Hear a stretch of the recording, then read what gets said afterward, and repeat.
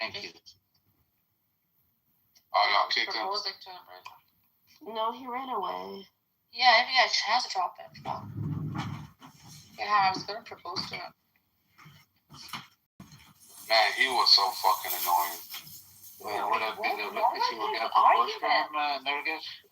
His argument was because he said at the first chance you got, you ran away to America and married in America.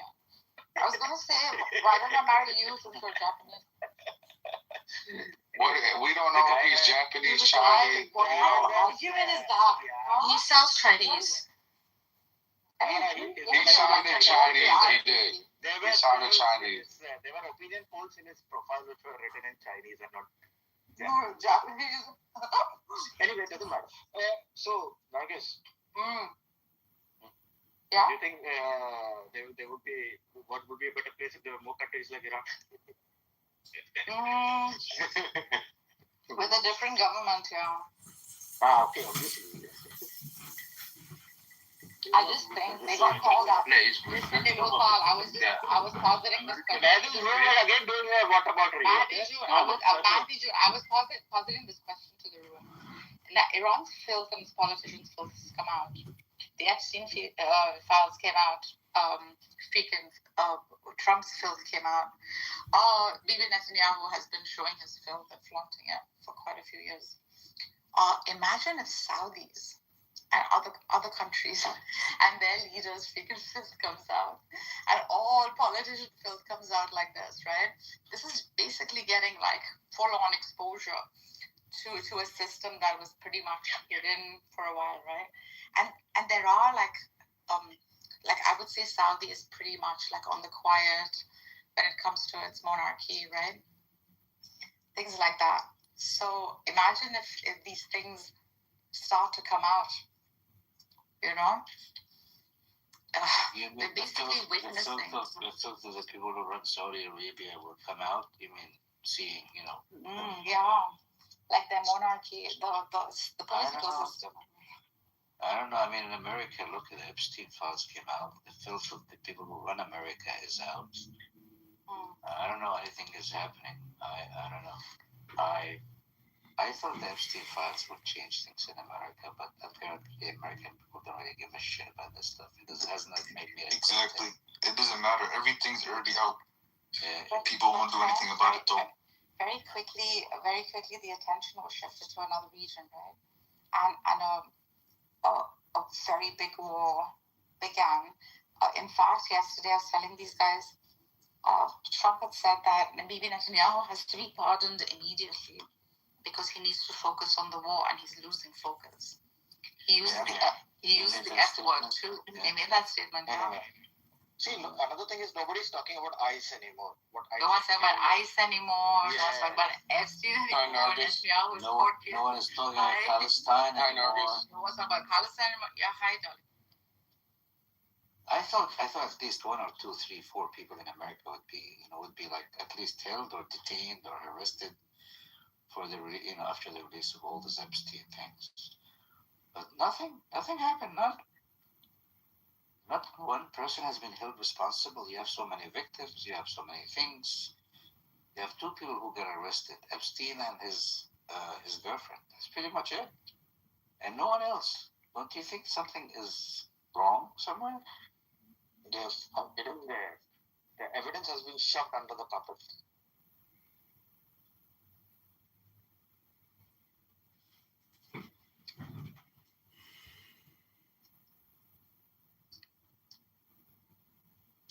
Who's your favorite American politician, Nargis? Mamdani. I plead the fifth. Loves Mamdani. I plead the fifth. All politicians. Say Mamdani. You find my favorite American politician of all time is James Trafficant. Who did that? I'm gonna post a video in the chat just to show you guys how awesome. Mine is Arnold Schwarzenegger, obviously.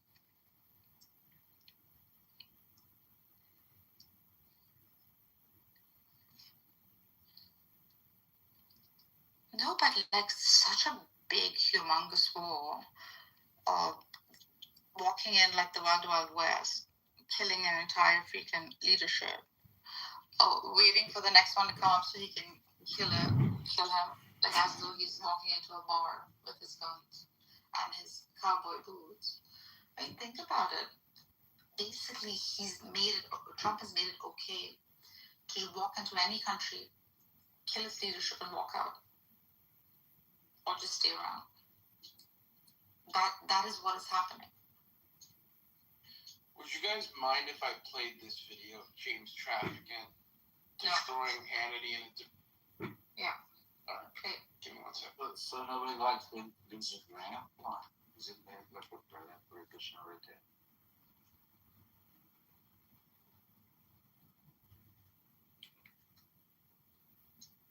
In an interview with our own Greta Van Susteren, you and I got into this on my radio show, and I am shocked, frankly disappointed, and these remarks sound like the conspiratorial, anti-Semitic remarks of people that we have heard from over the years. And what you said was, quote, talking about Israel and quote, Jewish people, they're controlling much of our foreign policy, they're influencing much of our domestic policy. What do you mean by that? Because that sounds to me like a bizarre conspiracy theory. Why would you say something like that when it's just, first of all, patently untrue?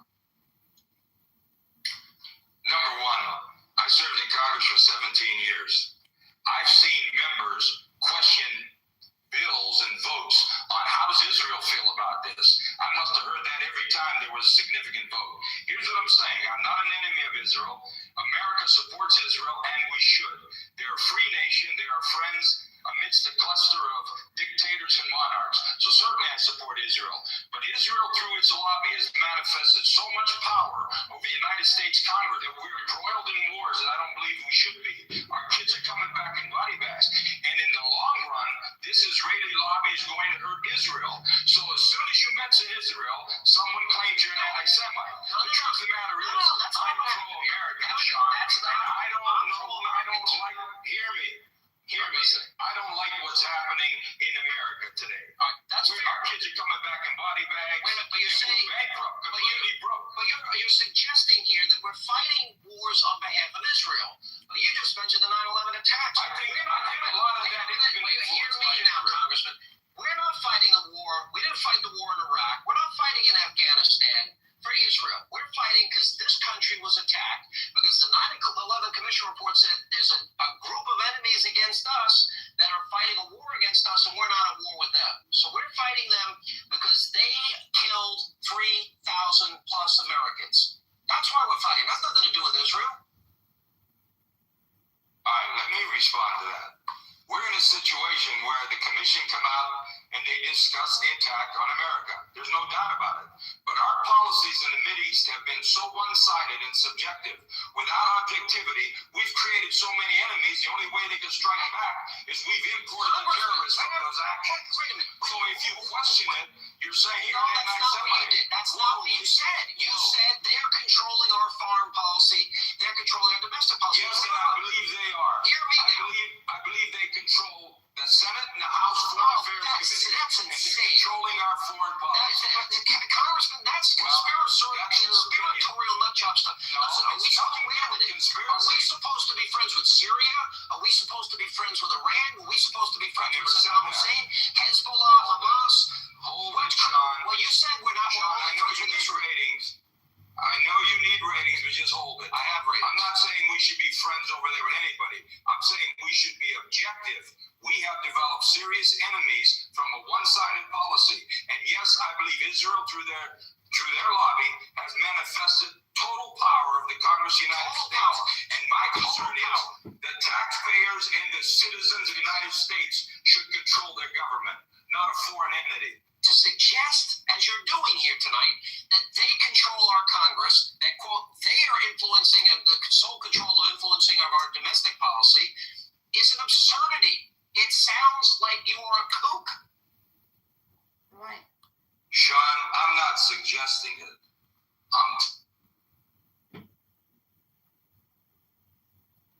People say in the last 4 years, there are 2 separate incidents of AIPAC spying on America.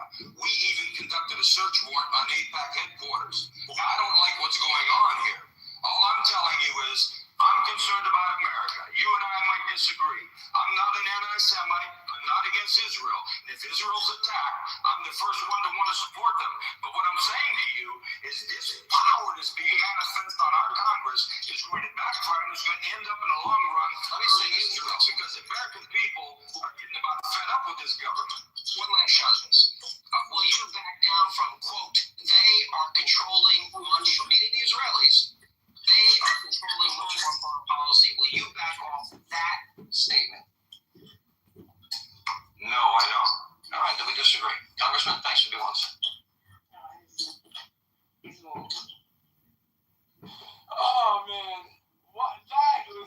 That's a legendary. No, it wasn't. He's talking about how he supports Israel, blah, blah, blah, blah. Yeah, it's not politically correct, but James Trafficant wound up being like fervently like anti-Israel.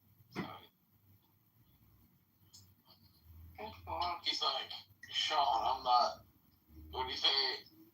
I'm not suggesting it. I'm telling it. Yeah, that was cool. What's that? There are some people who say he was assassinated. You think so? Yeah, Michael Collins Piper wrote a whole book on it. Sorry, when was that statement made? This was 2002. Good Lord, a while ago. Yeah. I wonder where he would just sit today. I told you so. That's what he would tell. That Sean Hannity has been on that TV network, Fox, for 5 years.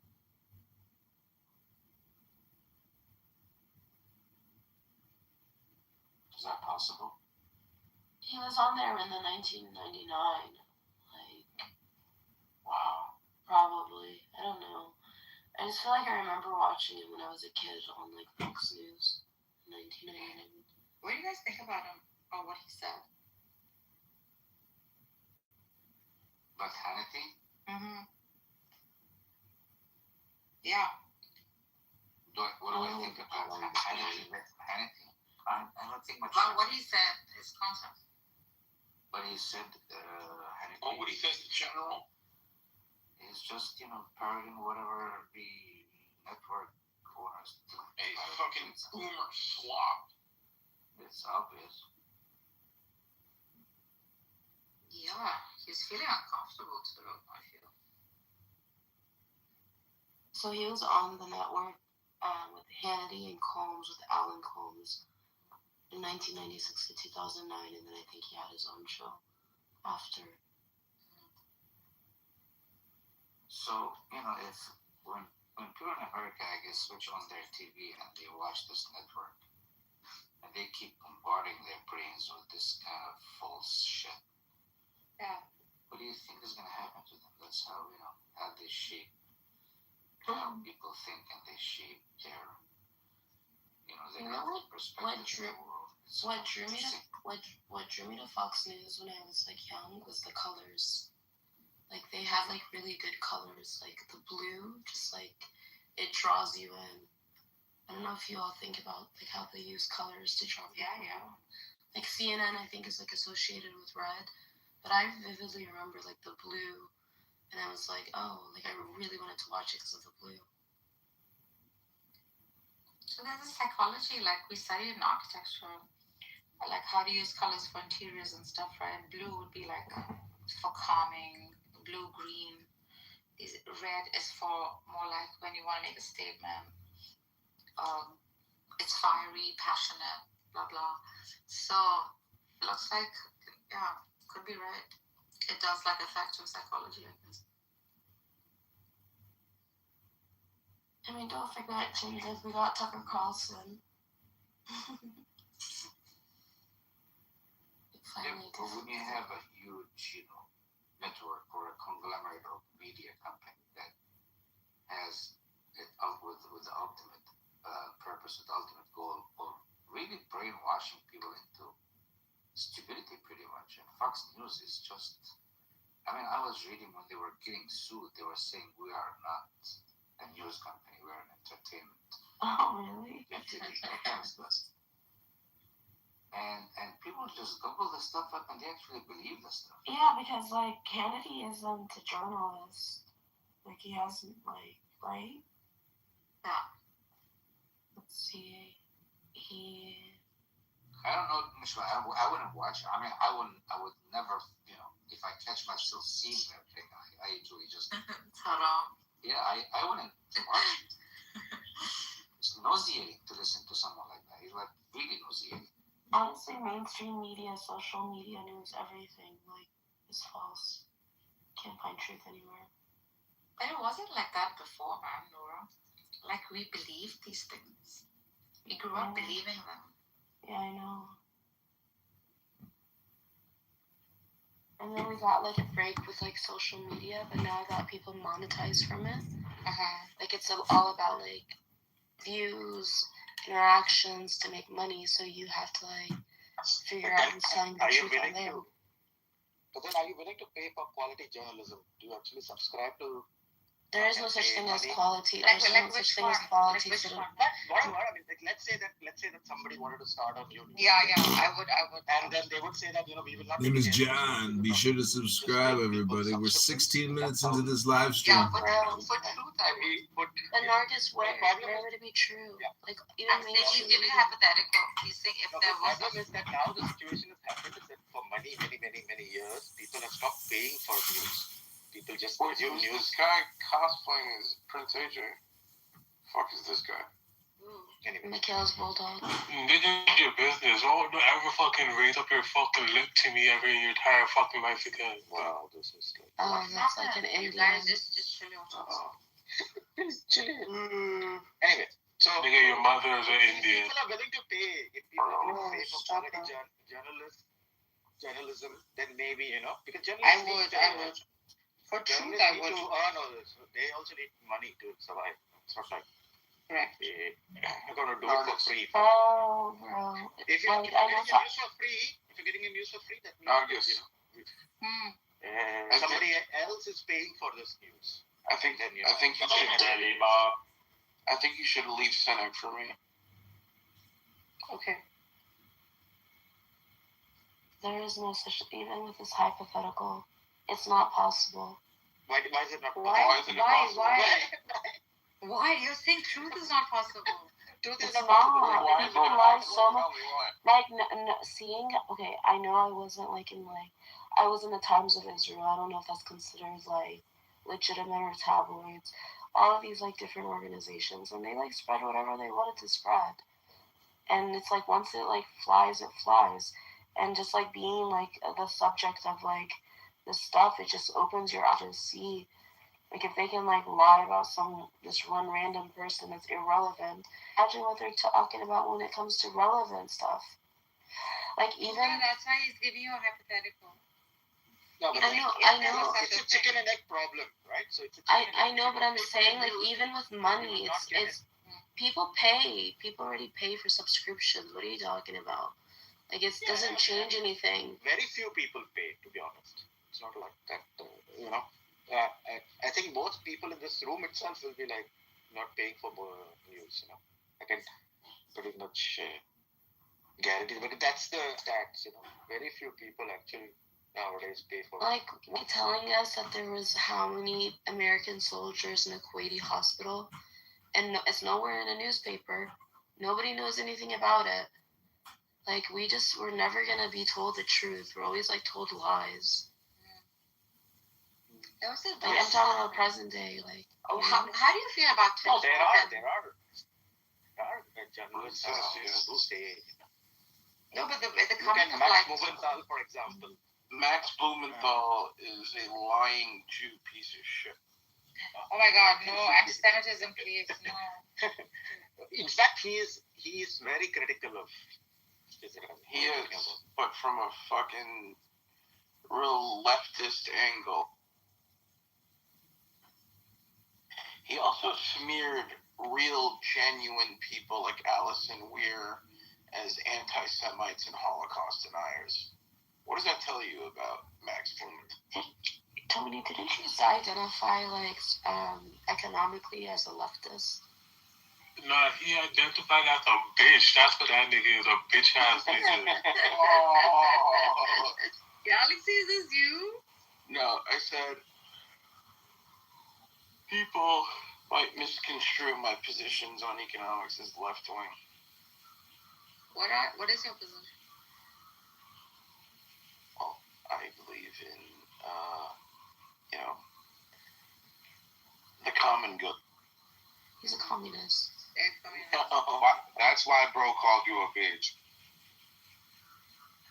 I don't know how many people are. I think you guys are weird. No, it doesn't make him a communist. He believes in the collective good of human beings. well-being. Literally That's commune. why I love Common. That's It's where not the word commune. comes from.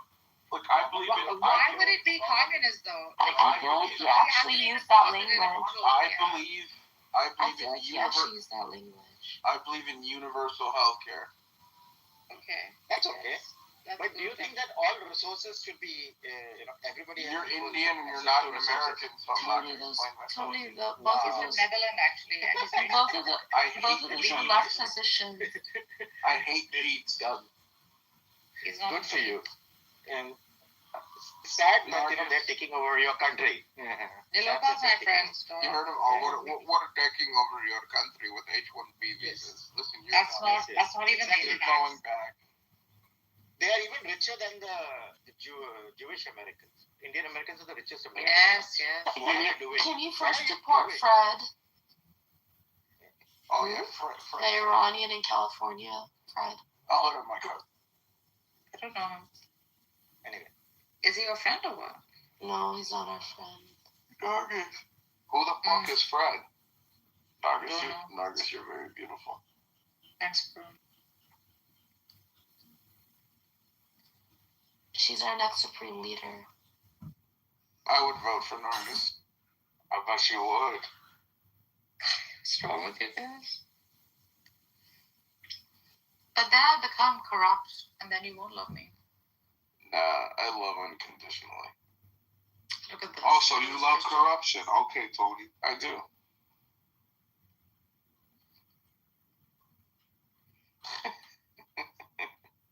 Something about fucking politics, man. Like, I don't know what it does to the human psyche.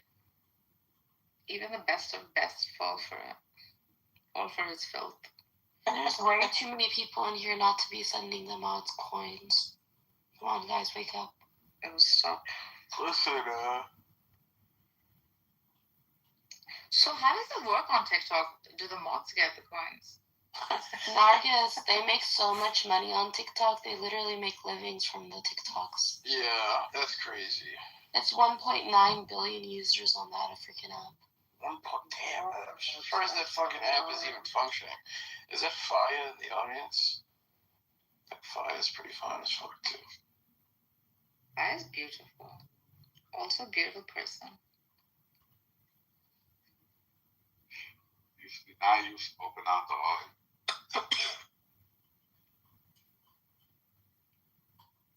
I have a thing for Middle Eastern women. Oh, for real? Yeah. What do you like about them? What do you admire about them? I like the exoticism.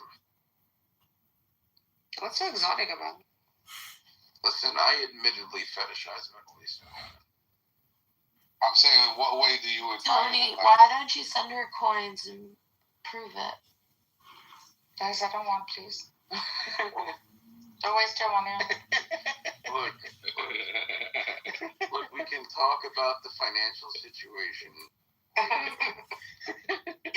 Oh, shit. If you really care, send her like 1,000 coins. Oh, stop. Do my head versus in coins. Benjamin Netanyahu, guys. Fuck me, bro. Here goes this guy. Benjamin Netanyahu, fuck me. Fuck you. Israel. Yeah. He's about to get pardoned, you guys. ASAP.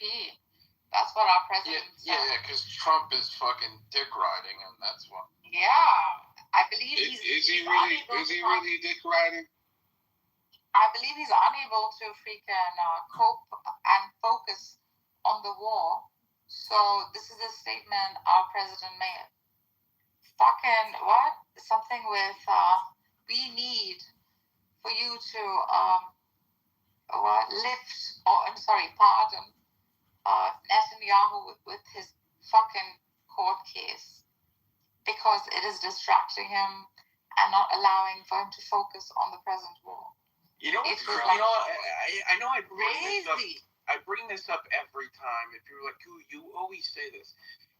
Nargis, you don't have an Indian accent. You have a German accent, bro. I lived in some time, bro. I lived in Germany. Okay, how long did you live in She Germany? doesn't sound like Not Angela. much, but I traveled She a doesn't lot. sound like Angela, Tony. Hold on. Angela Bro, Angela did not have a German accent.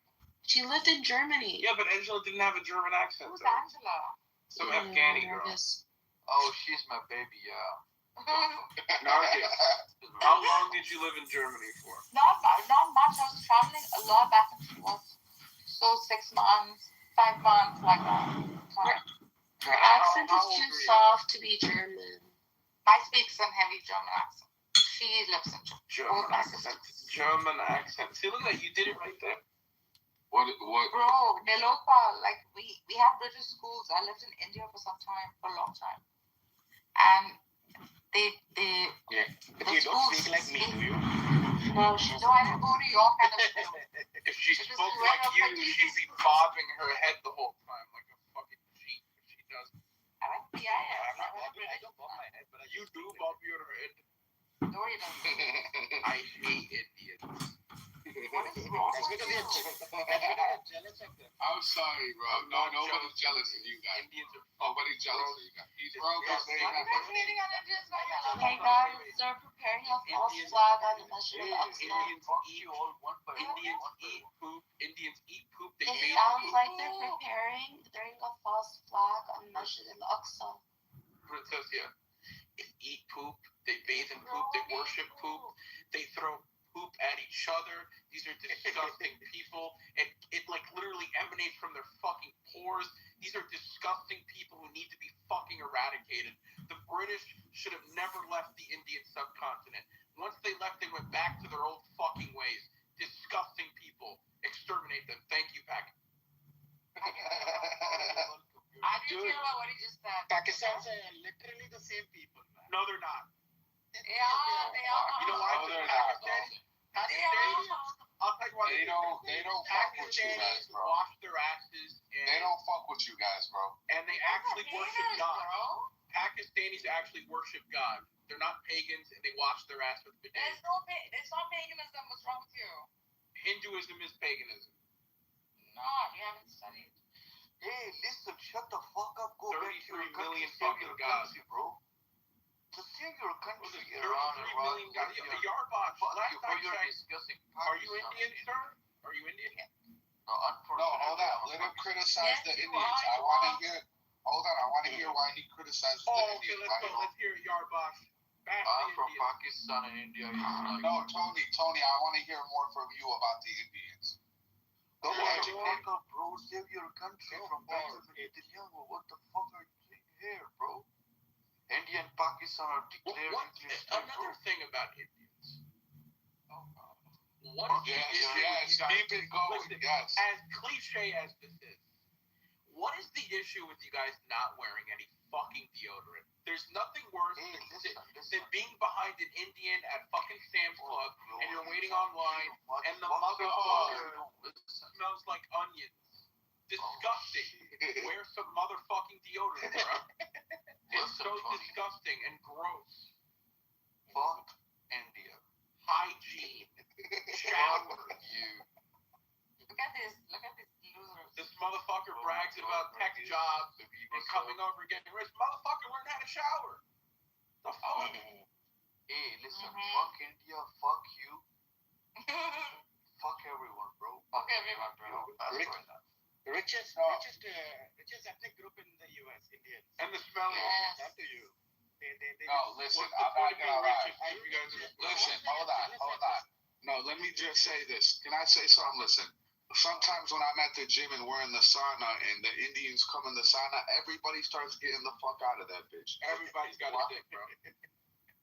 That's because everybody gets a hard on as soon as the Indian. No, I don't think that's why, bro. That could be the case. Ding a ding a ding a ding a ding a ding a ding a ding a ding a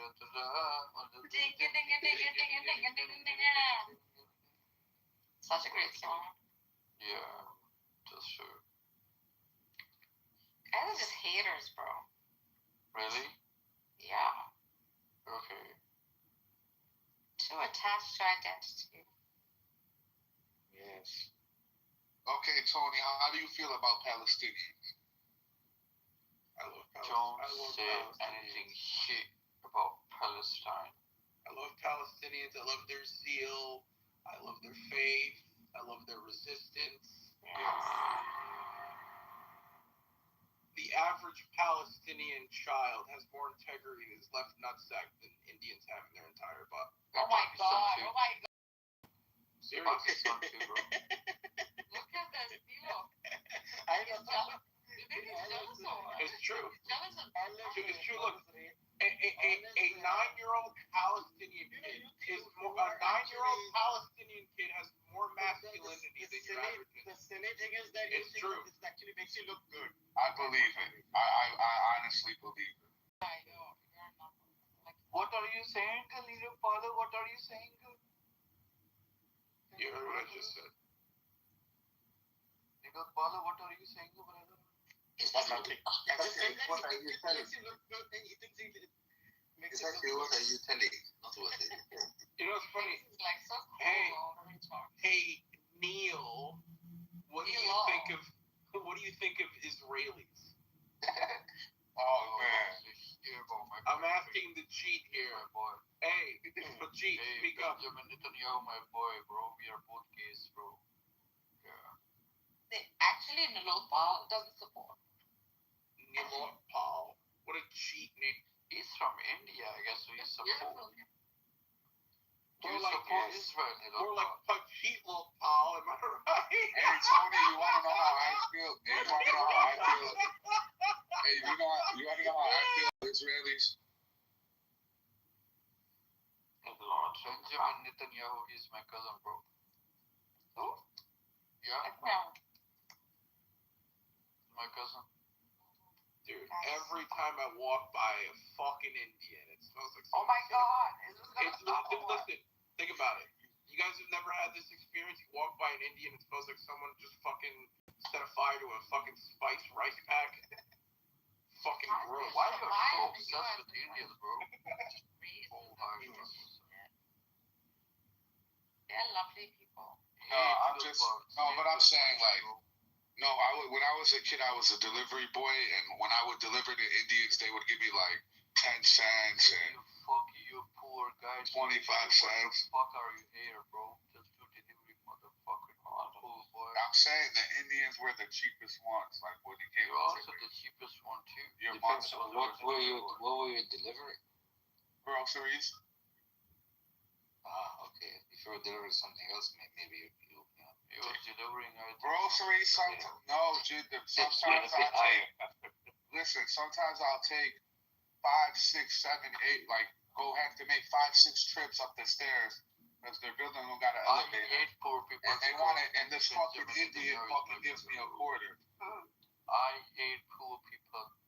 You bloody Poor fuck you, bloody. That's not your mistake. If you die Fuck poor, you. that's your mistake. So fuck you, bro. You're a delivery boy.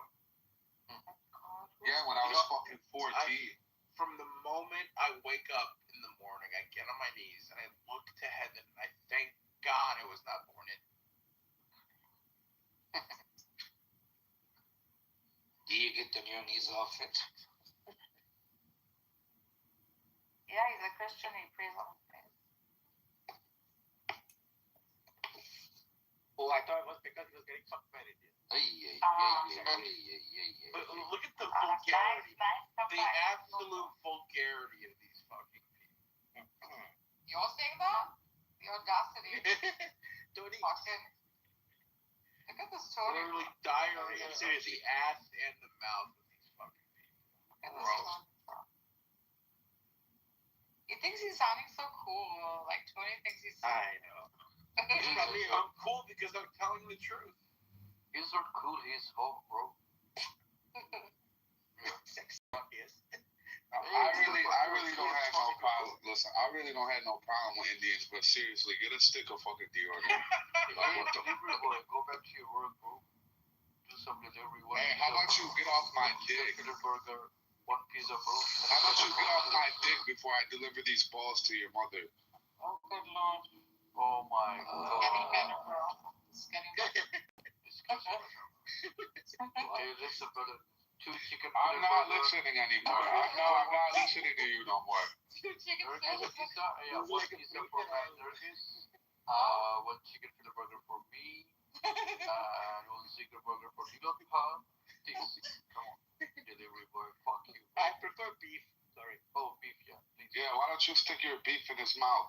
Oh my Since you god. guys are on each other's dick so hard.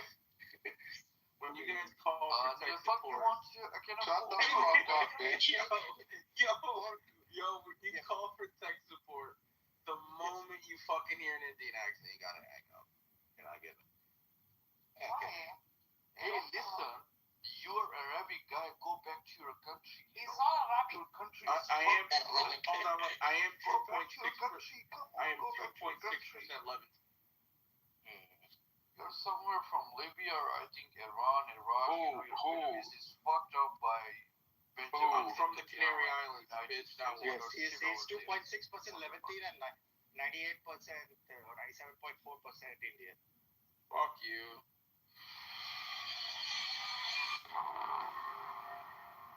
I hope the Pakistanis just fly a fucking. Oh, fuck Pakistan. Fucking I hope fuck Pakistan. I hope the Pakistanis hijack a plane and fly it straight into the fucking Taj Mahal. How about? Why the Taj Mahal? Because it's Indian. It's not. It is Indian. You don't call someone just fucks your funny. country, bro. Yes, I'm fucking the Taj Mahal. I don't give a shit, man. I remember I told my dad. I'm like, hey dad, did you hear about that plane crash in India? He's like, oh, India, yeah, who gives a So I've been to the Taj Mahal. Hey, why your name is Nargis Ran? Are you wrong? What the fuck? I don't know. What's a round? It's round. In rank. Like Oh, I was thinking. But in Hindi, it means a hooker. So Are you serious? Yeah, Yes. wallahi, it means like prostitute. Hell, no I one told was me that. thinking you're a prostitute. Yeah. Why? Bro, None of why the would Indians told you that. I just saw it now. No one told me that. Huh? Okay, yeah. Oh, It's such a stupid mentality by Indian people, to be very honest. Listen, Such a stupid mentality by Indian people. Nargis. Mm. If there's one race out there that smells really bad, which race? The all races smell good. That's oh god, you're so full of crap. He left. Pajit left. Hey, fuck you, bro. He had to go back to listen. No, he had to go back to the office. Bro. He had to go back to the office. Tech support.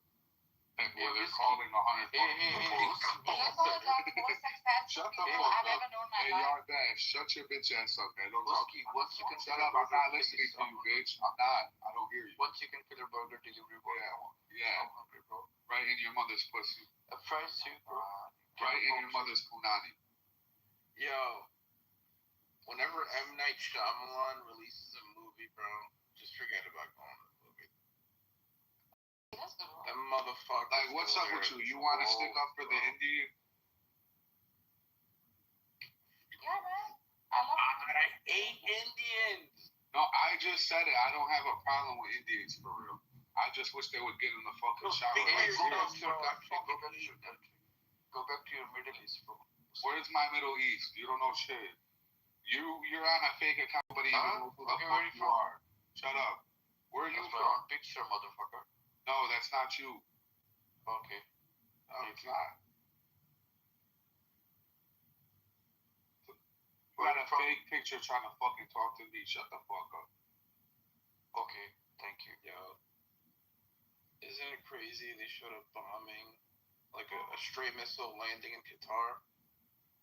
All Indians. Oh, stop. So That's many not fucking true. Indians in Qatar. No, but seriously, Qatar. look, these Fucking people, Indians listen, in Saudi Arabia, bro. no, Neo Pal and his people, there's 10 or 20 of them in the office trying to call and lie to people Hey, about delivery fraud boy, and all shut type the of. fuck up. You're a poor Bro, boy. why are we getting a little far, bro?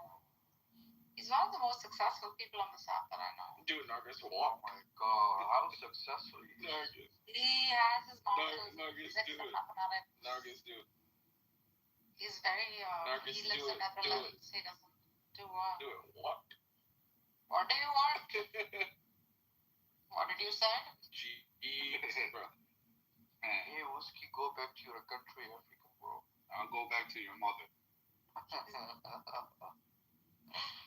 Like, Free Palestine. Who Sad. respects Indians? No one. You're mad that you're shackled up in the office with a bunch of other Indians and it fucking smells like shit. Like what? Oh my god, Get off my dick, bro. You dirty. Get off my dick, bro. You got calls Oh, for you me. were just Fuck you talking to me you for? dirty asshole, bro.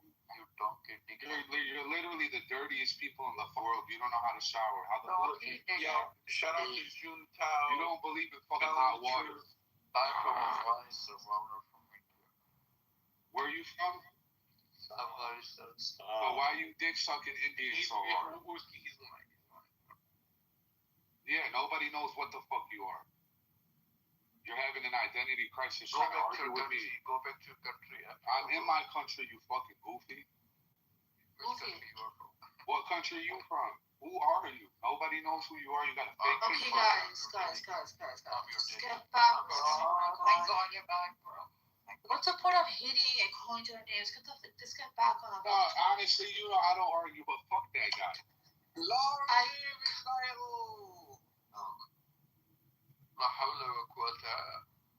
You can't even say it. See? Fake ass Muslim. Oh my god. Sad. Full support. Shut the fuck up, nigga. Ruski, go back to your country. There we go. Okay, why do you have to do all that shit too now? I don't know. Okay. Because he's a delivery boy. He's a poor guy. Okay, what do you mean? Stop. Stupid as hell. It's a low IQ. I love you. I hate you. Hate me more, baby. Alright. Okay, I'm gonna drop this He was person. cursing my mom. This guy Whiskey. I don't know where were you at that time. Well, clearly it was not listening. It was. Stop it. Whiskey, man, you can't do the leather. What? What did I do? You should have about someone's mother. Don't. Bro.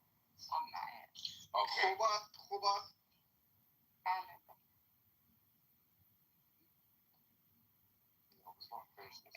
Going on with the world? Any news? Yeah, there is news. Netanyahu's Say dead. that again. It's not going to let me speak, bro. Go ahead. Yeah, basically, there is news I saw that one Iranian minister said that if any European countries support or engage, will be legitimate targets. Basically threatening European countries. This is a next step to, I think, perhaps a greater escalation. Then again, I don't know. But there's rockets firing. Qatar just got hit like 4 hours ago. So yes, probably it's. Do we know where they're heading, guys? Do we know? Because obviously their targets are strategic. They don't want to kind of.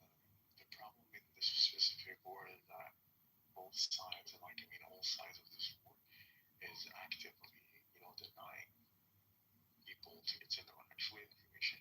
For example, in Israel, Ben Gvir, I think he's a finance minister or defense minister, the short fat guy, he said anyone that takes videos of rockets, damaged areas in Israel, like Tel Aviv or whatever, and post this on social media will get subjected to arrest. So a lot of people are refraining from showing the damage they're getting. Yeah. So Dubai did the same thing. Dubai did the same thing actually. But East, why is that? It's not show weakness. They don't want people to see, okay, hey, Israel just got struck today with a million missiles. They don't want to show they have been hit. They want to show that they're standing and everything is safe. Yeah, it's a narrative. They're getting attacked. Robert, they are powerful, One thing you have to be honest, bro.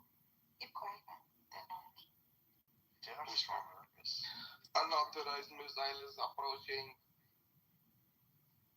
But there have been some spots that have been confirmed. So they underestimated Iran. Iran actually has taken out, I think it was 3 days ago, in Qatar, a U.S. military defense system. It's the early detection one. It's actually one of the most important ones for the entire region. It's cost $1.1 billion. Iran took it out. Today, a few hours ago in Qatar, they took out another $300 million missile defense system was also taken out by Iran today. So some of the stuff is getting confirmed. But even Dubai, my sister lives in Dubai, and she said that they now have sent them text messages saying that they will face consequences for taking any videos or pictures and posting them publicly. So I think they're trying to protect the. I think I'm echoing a lot.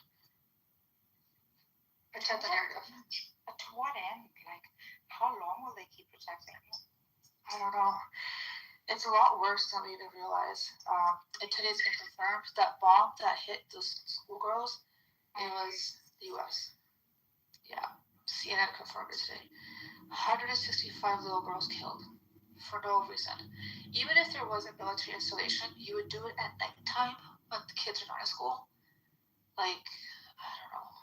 It's bad. I don't know, 13 hospitals have been hit. The World Health Organization has confirmed. 13 hospitals in Iran. Civilian hospitals. It's worse. I don't know what they're thinking at all. They're dropping bunker busters. I think that they're getting desperate and they're trying to destroy what they can, but now Trump wants ground troops. That's not gonna work. In Iran, bringing in ground invasion. I spoke to somebody on this app, Patty. You guys probably know her. Yeah. She was part of planning. She was very knows the military, all the stuff in and out from the Middle East where she was stationed. She said she's done the schematic. She goes, it is a suicide mission if you go in there, because the terrain is just so tough. It's impossible to navigate. That is true. Yeah, so I don't know what Trump's thinking right now at all. True, and I don't know if the U.S. troops are even used to that kind of terrain. It's all hilly. Like even where we live in Tehran, it's like uphill, way uphill. You can hardly breathe sometimes in those temperatures because of the altitude. Yeah, but that's what they said. That, I mean, historically, it's never been conquered for 7,000 years. One of it is it's terrain. It's very difficult to navigate. You could be the best of the best, but the Kashmir too, right? It's very difficult to succeed just because this is nature. And the people that are being trained and living in Iran are going to have practice, right? They know inside out. So they're going to be able to see all the pitfalls and all that. And also, how do you get all this military equipment within Iran with this terrain? I don't know what's going on. And also the Strait of Hormuz has been very much limited. They're only allowing Chinese or Russian vessels. So imagine now, everything's skyrocketing. 25% of the world's oil, 25% of the world's oil, 20 billion barrels go through that canal, Strait of Hormuz, every day. Do you know how fucked? And also, they've arrested Mossad agents in Qatar and Dubai and I think some other places that were planning on attacking, civilian infrastructure and obviously blaming Iran. But since then, before then, there's been military, there's been refineries in the Middle East that have been hit supposedly. I'm not sure it was Iran or Israel, but they've also been hit regardless. So this is a hot mess that affects every.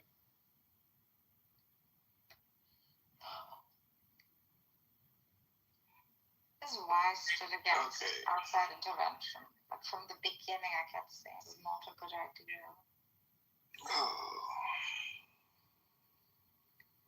No one was listening. No, but it is necessary. You don't understand. Blah blah. I am listening. Fuck Dubai.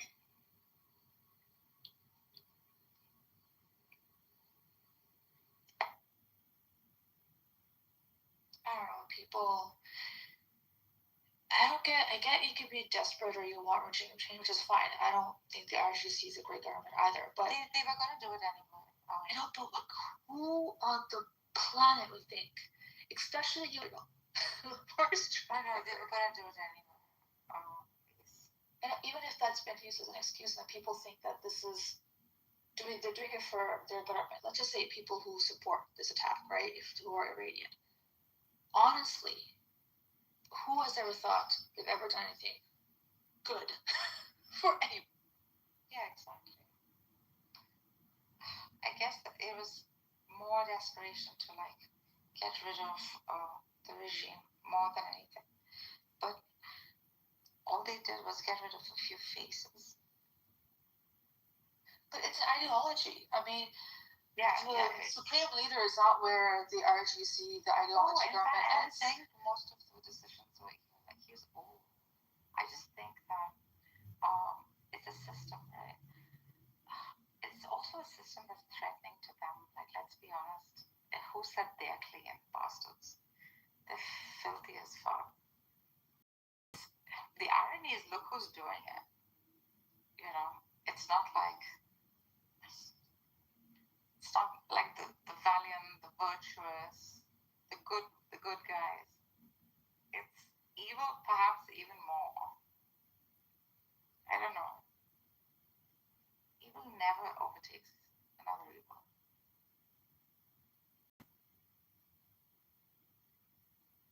A lot of us were against this, actually, saying that there must be some other way of like doing this. Well, Trump's progressive holiday under the bus too, right? He said that, I think he's a great guy, but no, not him. He was not going to be a leader. I want someone from a center red. This guy was like, was a slap in the ass. Yeah, he never met with him once. But this guy is a useful fucking idiot. And everybody just fell for it. Like, there you go. Good job. Reza Pahlavi, advocated for this guy, put on a pedestal. And he has no, experience or anything. He was also the one who kept saying, like, go on the streets, right? That whole go on the streets thing started off with, like, him, we're coming on the streets. Like, these guys were gonna freaking hit anyway. With or without these people freaking walking the streets. But they needed something to, like, give it excuse. It's not out of the kindness of his heart that freaking Trump went and his heart. Have you seen what the heck he does and has done? Like, before president, as president, currently, this guy is self-set. Good morning. Good morning. Argus is Ghost, Sam, Tam, Maker, Gender, Mithorol, Love the body. Assalamu alaikum. Ramadan Kareem.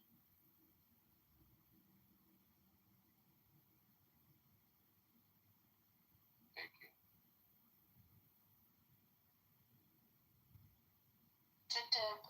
Russia, what's going on with the West Bank?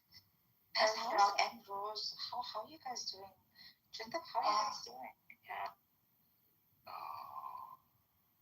We're not doing too great. Things are very tight. Things are not very pleasant. Food is okay. Fuel is not very accessible. Not much of it is around. Roads are pretty much moving between towns and cities is almost non-existent. You can't really open your mouth. Yes, Israel is giving a very, very tight control on its population, on its propaganda machine. You can't really like a Facebook, post and not go to not getting arrested. There was a famous opera singer who said something on Facebook who was just arrested in Haifa. So yeah, it's war. I feel bad for the people of Iran, and the propaganda machine of Israel and the West is in full gear. I hope Iran sticks around for a while. I hope they would have the upper hand somehow, but I just don't see it in terms of the mightiness of the American military machine. I listen to people and I see what they think and so on and so forth. As much as a lot of people think of the regime as their regime is abhorrent. I think they're very honorable people who live in Iran. I don't know. I mean, I can see that eventually this thing is gonna come to dust up. But what comes after this? What comes next after they're done with Iran? But Iran so far has had a little mighty. Didn't expect the mighty punch from Iran like what has taken place. I would like to see those little dictatorial systems in the region to vanish, but I don't see it. I don't see it happening anytime soon.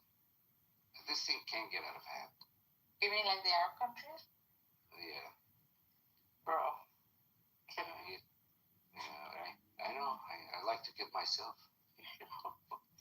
Kidding me. Good morning, salam alaikum. Good morning. Brother Jindib, they're not dictators. What are they? Yeah, They're democracies. I mean, if we can call Israel a democracy, we can call everyone else a democracy.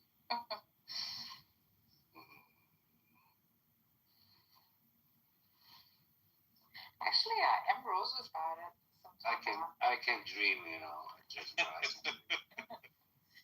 Seriously, Ambrose was saying like, Israel's quite a theocracy. It is. Yeah, it was. I mean, the US is quite a theocracy if you actually look at what's going on. Mm-hmm. When they're all coming out, Jesus needs to come. And yeah. they're all doing these chants of religious warfare. And they're accusing everything they're accusing the Iranians of, they are themselves. Yeah.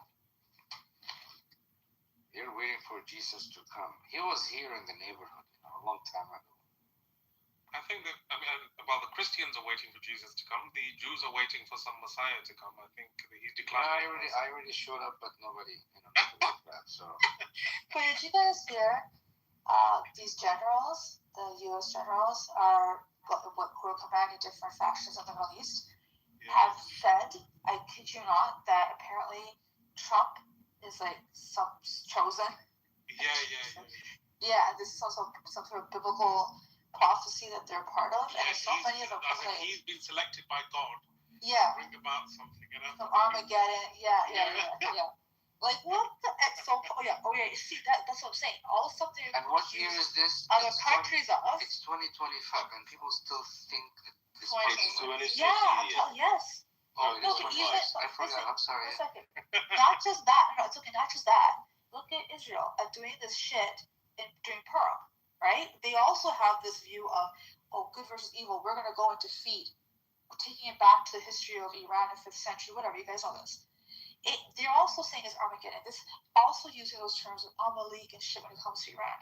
And they go and accuse other like religions, like Islam. So what is your point? Oh, they're so backwards. I'm just saying. I'm saying the American population will have. I'm speaking. How about you stay on mute?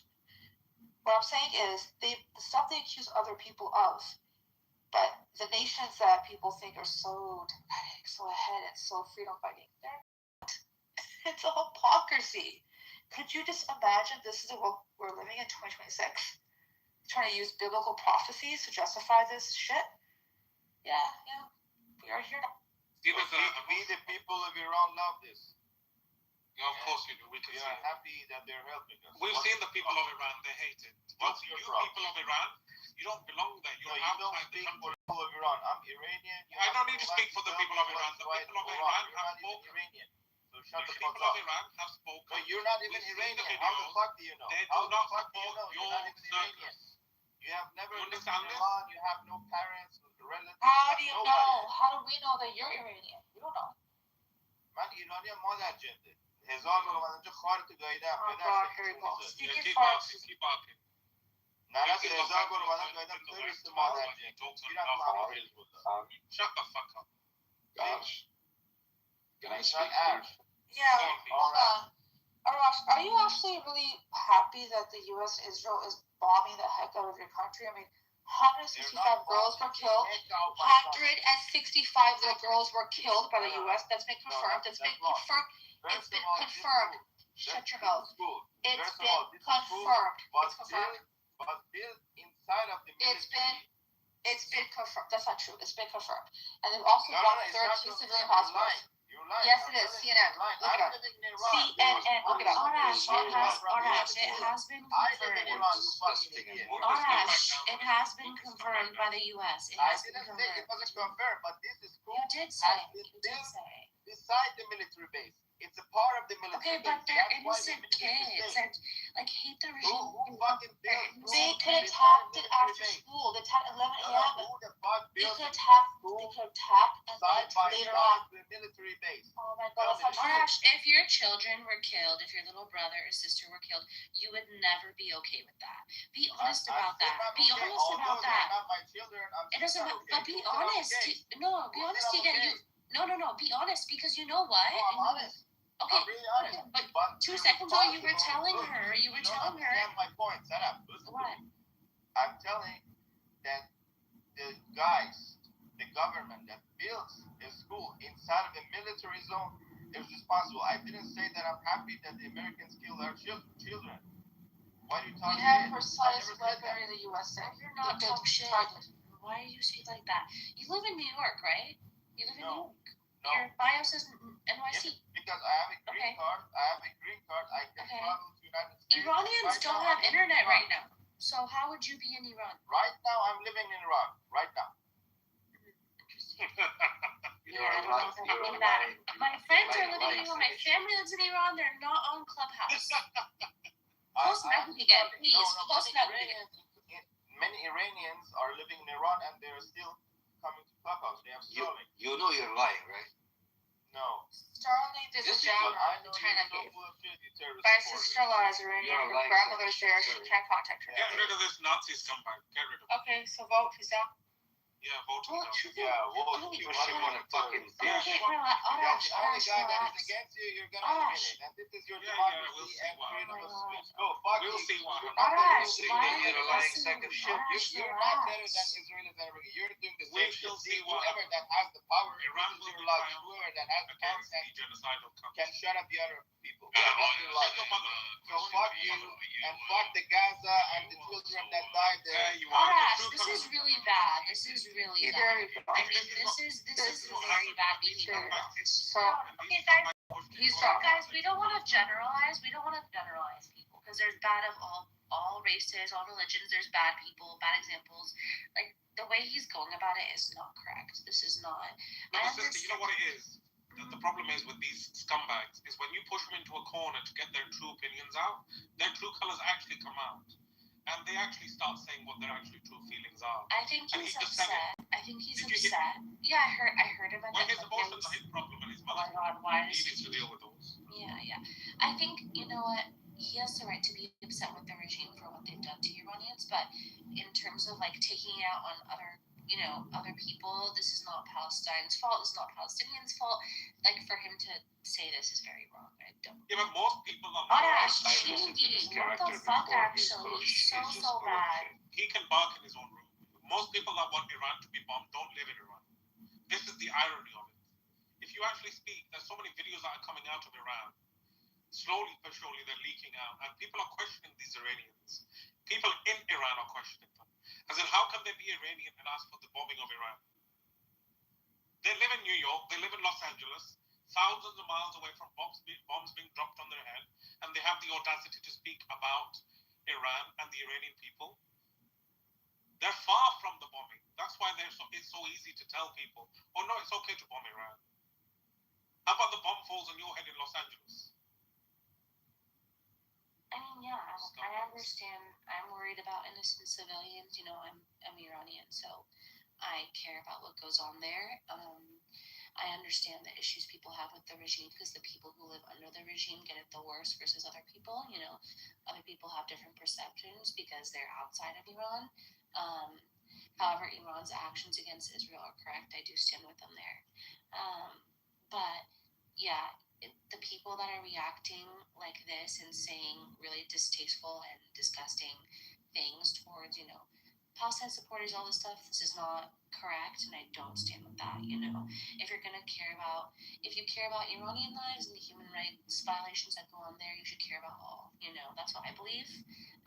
As an Iranian, I live in LA, so not all the persons that live in LA are bad, so I just want to be clear about that.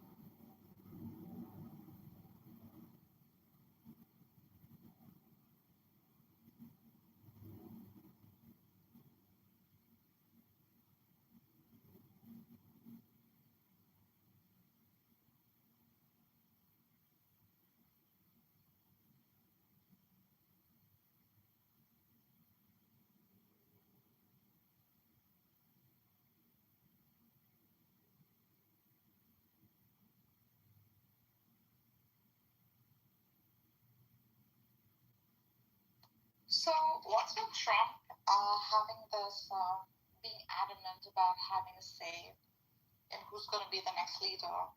He has no right to say what he wants. He's an Alma Vito. Bitch, this is not. What's going on? The audacity.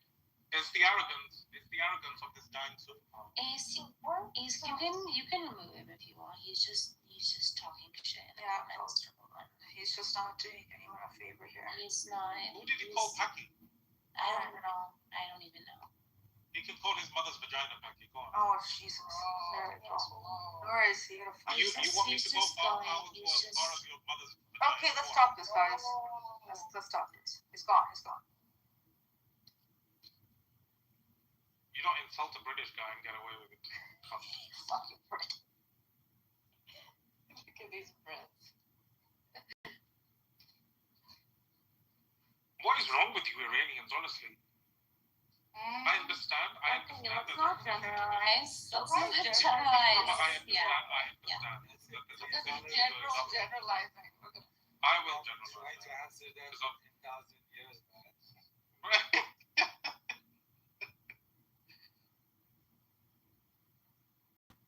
Yeah, but I understand and I concede that there is opposition to the government.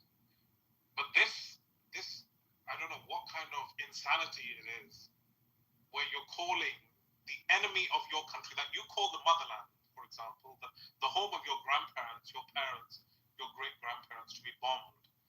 Now, it's not just military targets are being hit. Cultural targets. Yeah. One of your big palaces, Golestani or something. Oh, beautiful. Oh, God. I was looking at pictures. It's amazing. I think the Shah used to have some events there or something. Yes. Why are they being hit? Is that being used as a human shield by the IRGC as well? Azadi Palace got hit. They want to remove, when they come do stuff like they're taking your cultural heritage out. That's actually a good question, by the way. Yeah, but Trump even said it in a speech many months ago that the cultural heritage of the country will be attacked. Why? It's true. That's what they do. It's They're true Western race. war How do you criminals, remove Nazis. fucking 7,000 years? Yeah, but they target culture. Look at what they did with Iraq. Do we need a finer example? They destroyed its cultural heritage and stole most of it. They removed it. Exactly. In general, they removed it. It's Yeah, they put it into the British like Museum. Empire was saying when he went, Empire was saying like Afghanistan does not experience its natural 4 seasons, and one would grant him that it has it used to have 4 distinct seasons, like because Iran has 4 distinct seasons, and the landscape doesn't experience seasons anymore because of how they freaking destroyed it. They destroyed its natural freaking topography. It's very nature to produce seasons. How fucked up is that? That affects vegetation, affects a lot of things. Yeah, it's the chemical freaking bombs.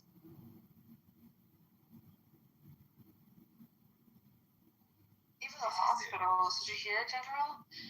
There's a bill 13 that were bombed. The World Health Organization has come Yeah, out. they're being used as the shields on the. Yeah, fucking. The same reasons that they used to flatten Gaza are now being applied to the Iranian campaign. I mean, we don't need lessons from history as blatant as we have. We look at Iran, people that supported, literally, if you remember, the guy that tore down Saddam Hussein's statue on TV and was hitting it with shoes. I think the Americans tore it down and he was hitting it with shoes. And he put the American flag over Saddam Hussein's face, the statue of it. Years later, he was interviewed by the BBC and he regretted openly what he did that day. And he regretted welcoming the Americans because of what happened to Iraq afterwards, after the Hey, General. Yes. I have a quick question for you. Assalamu alaikum wa rahmatullah. Walaikum salam. Ramadan Kareem, by the way. I don't think we've talked for a while. I was in this room maybe 4 minutes ago, and there were 3 or 4 men basically behaving like morons. And then I come back and I listen to you, and it looks like you've commanded the stage and you've changed the conversation. I'm just curious. You take out Phil from Clubhouse in the middle of a conversation. I would love to jump in. It's a good question. I have a. You killed it. No, I always carry with me bleach. Do you know what bleach is? Yeah, bleach. It's like it's a cleaner. It's like a domestic cleaner. Yeah, And it's spray. about Yeah, how- spray. You carry a bottle or a spray bottle? Yeah, it's a bottle. It's like not a weed whacker, but insecticide. We know what bleach is, okay? Yeah, bleach. I didn't know if he knew. But essentially, I use insecticide and bleach together to get rid of these scumbags. Yeah, I guess I just don't know the sentence structure or how to weave this conversation together because it's really annoying. Maybe I should start using bleach, but thank you for answering my question. Yeah, I think Trump won't recommend it. Bleach is not for internal use, okay? Yeah, don't drink it. Okay. Use it on other. Only if you have COVID. You don't inject it?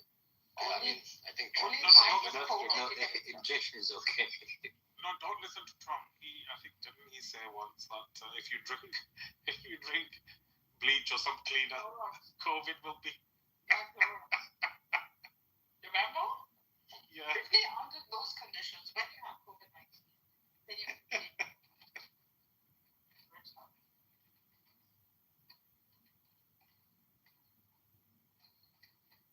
Okay, so wait, that guess. I'm in a room. Can I just overpower the morons and talk over them? How do I do this? just do it, bro. Confused. Free speech, bro. But it's entertaining sometimes. Omar, it's entertaining. It's entertaining sometimes. It's very concerning. It's concerning, but that's how what human nature is. It is so incorrect and diabolically concerning that you, at your age, should say something. No, listening to morons is very entertaining. No, it isn't. Because you can learn a lot about a person. Yeah. How to verbally abuse women? Is that what we're learning? No, I'm not talking about that. I think you were talking about the racist shit, right? No, the 3 fucking clowns that are pretending to be Muslim men were full of shit. Then I don't know what you're talking about. I was just in this room, okay? I know my time. Now, I don't mind jumping in and correcting their behuda behavior, and that means shit behavior. I don't mind. But when I come back and I hear General command the stage and actually having a real conversation with real adults, I just want to know how he does it. Maybe it's switching or code switching or something. He's just saying. He's just saying and talks. I think it's British accent. It reminds them. I was just gonna say that. Maybe it's an accent. No, it reminds them of times when they were And the under bleach. the bleach. Yes. No, but just talking on your point, I think what Ace said is the accent, because I say a lot of stupid shit, and a lot of British people say a lot of fucked up stupid shit. It still comes out as coherent because of the accent.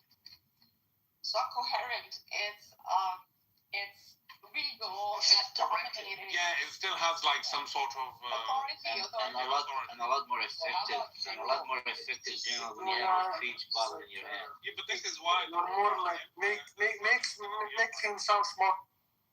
No, this is why the sun never set on the empire, because they went around the world, raped and pillaged, and then. What about my accent? It doesn't make me. Brother, your accent is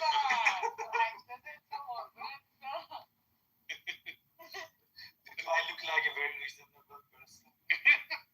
No, you sound like an Irish. For your accent, General would be holding like a baseball bat.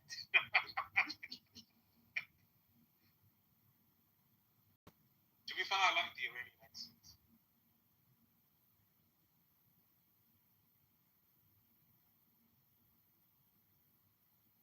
There are 3 accents: German accent, Russian accent, and British accent. These 3 accents, you can say any bullshit. It just looks very smart. No, it doesn't. Know what the Germans or Russians say. They had a the Germans freaking. They sound very aggressive, even if they're in a normal conversation. I know, but it sounds smart. It's bizarre. No, but you know what's bizarre is I've come across recently, I was looking at a study where, for example, people have gone into a coma or they've gone to sleep. Like, for example, they're American, have a American accent, never traveled anywhere like China or anything like that. They've gone to sleep, woken up with a Chinese accent. There's a few. Or they've come out of a coma and they've woken up. Yeah, I've heard that. Which is rock a few documented incidents in which people woke up speaking in a Chinese accent.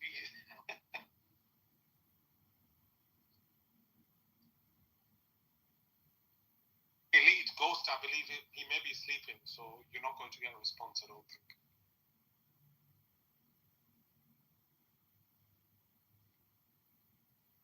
And I don't think he's pro-government, no. But he's not pro-Pahlavi or opposition either. But I can't speak for him. Wake him up and ask him.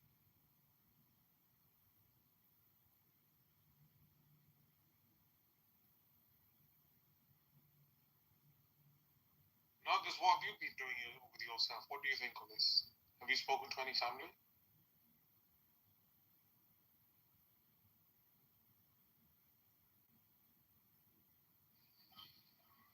What's up, guys? Hey, Jack.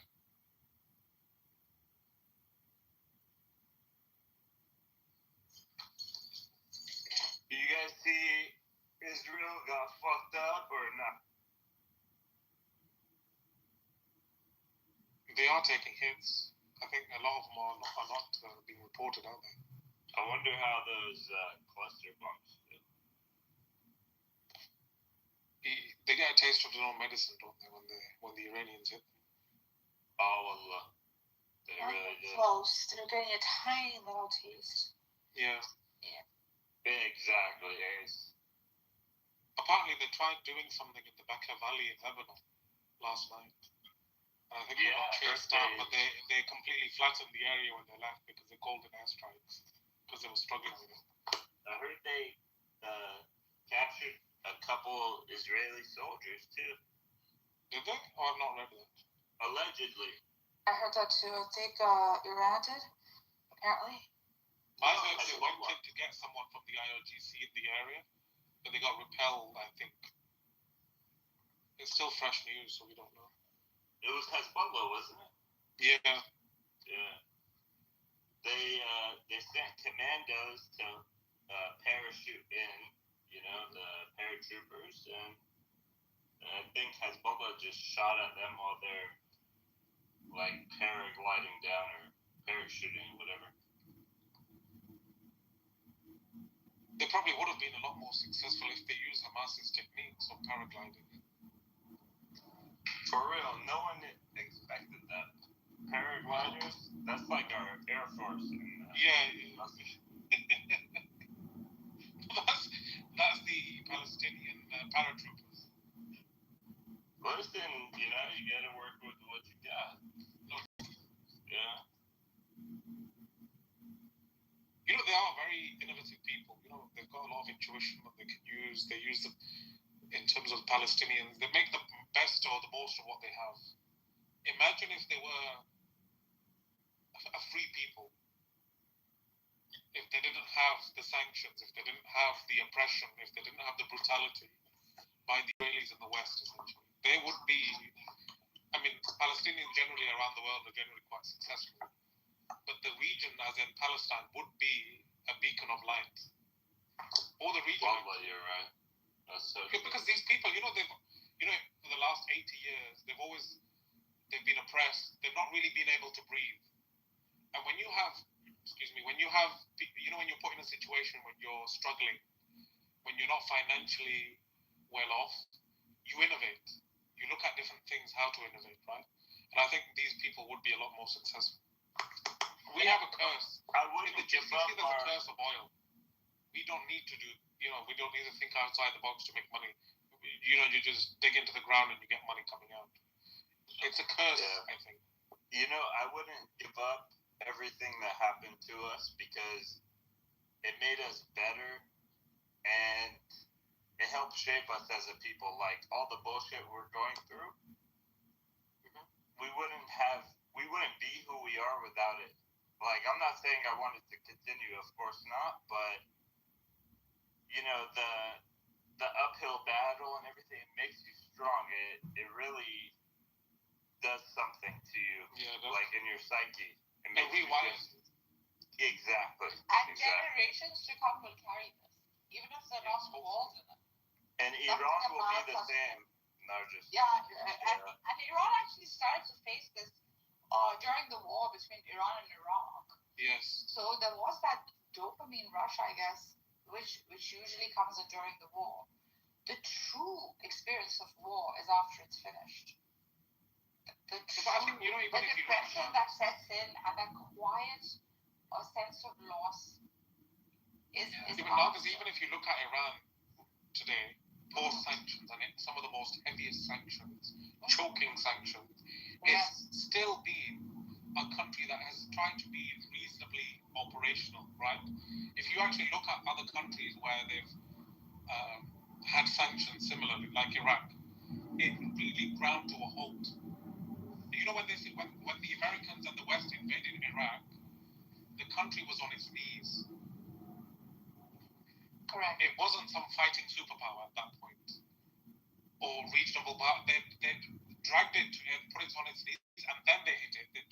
They hit it when it was down. That's why they could take the country in a matter of months. Also, General, Iraq was Saddam. You know, when he fell, he was the cult of personality. The whole system fell. With Iran, they're a whole institution. Yeah, the system is a different system. Yeah, you martyred him. Okay. The next guy is up. Their whole thing works as a complete institution. They're not someone you kill the leader and it's over. Oh no, it's an integrated system, isn't it? You kill the leader, another one takes his place. Yeah, you're about to meet the hardliners now. You're about It's actually an ideology. People understand that. It's not. No, but this is the worrying thing. You know, I think this has backfired on them. But I think Khamenei, it was, correct me if I'm wrong, is a far more reasonable person to speak to, or was, than someone that's going to replace him. Because now it's going to be like you've just said. And I think that's going to be a lot more difficult. You know, if he said that Khamenei used, I think there was a fatwa, he said that no nuclear weapons. Now there's going to be people calling for nuclear weapons. 100%. So within those 2 weeks that Netanyahu keeps saying that Iran is going to have a nuclear weapon, they'll probably have it. General, can I say something? Go on. This news came out, hey General, this news came out maybe 20 minutes ago, but Iranian President Pezeshkian just apologized. Yeah, he did. Did you guys hear about that? Yeah. They're apparently going to stop attacking the GCC, and he apologized for it. And I think he mentioned that if there's no attacks coming from the GCC bases, as in American bases, he's not going to attack. But which I think is a good thing personally. General, whose photo did he have in that video? Which one? Which photo? The one that Dako's talking about. The one where he apologized. Pezeshkian? It looks like a new supreme leader's name. Is it? No, he's not. No, he's the president. He's the president. Oh, president. There's a photo of someone next to him. It might be the supreme leader, the Ayatollah, the old one. No, it's the former, sorry. His dad. Dude, he's lost his wife and child. No, they're saying this second older son, something Ali. They said he's gonna get the older son. Let me check. Teddy, if you can show us, we'll be able to tell you. There we go.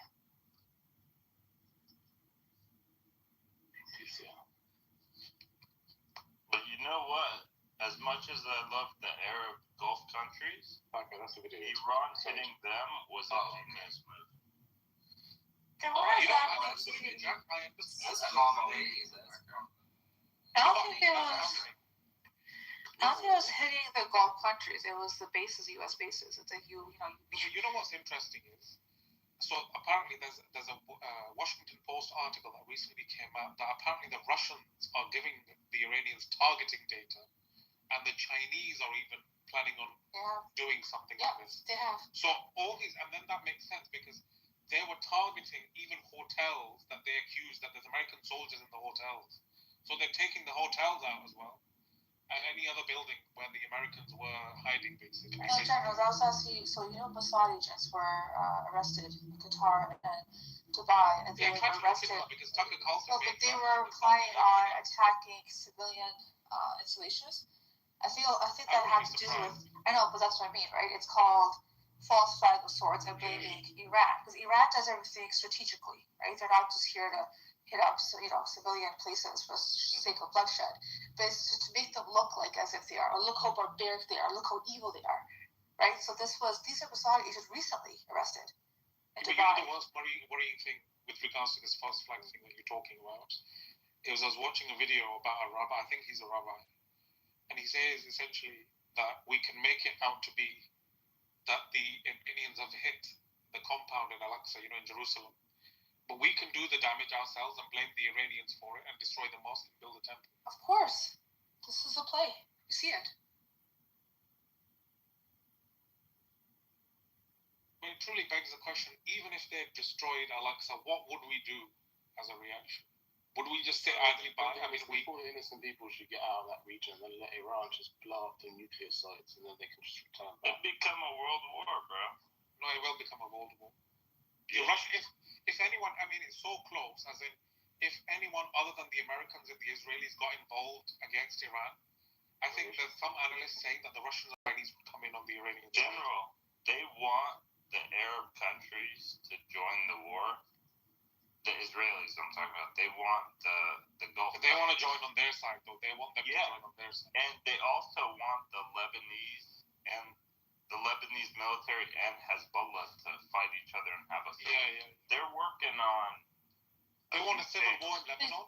Yeah, but here Saudi Arabia recently said that they will not give their airspace to the U.S. to use to attack Iran. Yeah. Recently. Yeah. It's probably because the British gave them their access instead. Yeah. But they can count on Akrotiri and Diego Garcia. Saudi and Iran were negotiating today about this issue. And I guess that's when, after it was concluded, the Iranian president came and said that, we're not going to attack any Arab countries anymore, and we want to basically, as long as they're not attacking us from, your countries, then we'll be fine.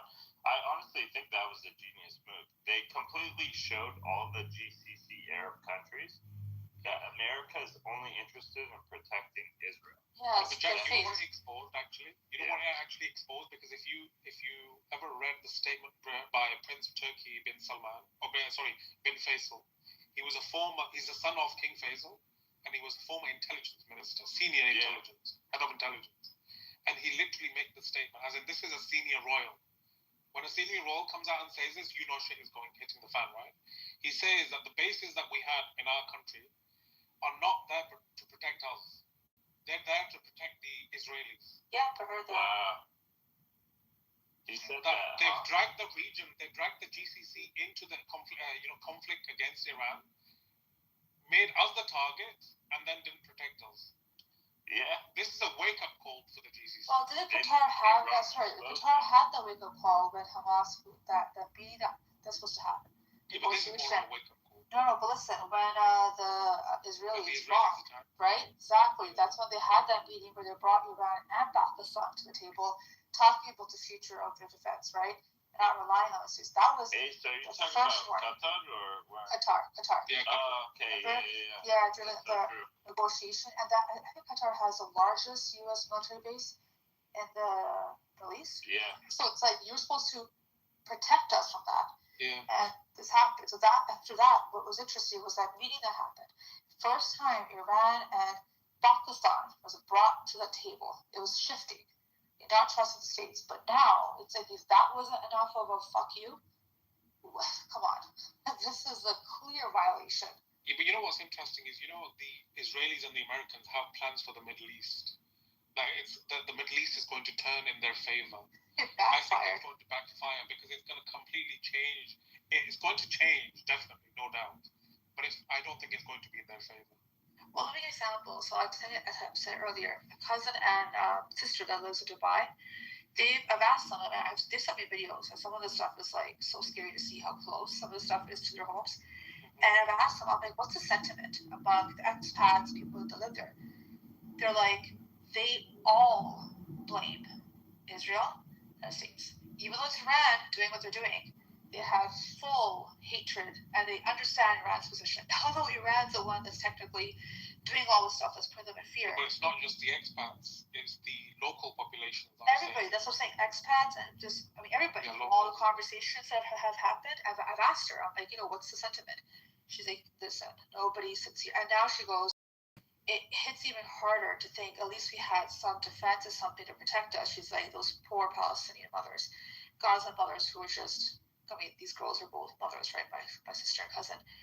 They had fucking nothing, right? It kind of like, the hatred for Israel grew tenfold. This whole thing backfired. I don't know how long this is going to last, to be honest.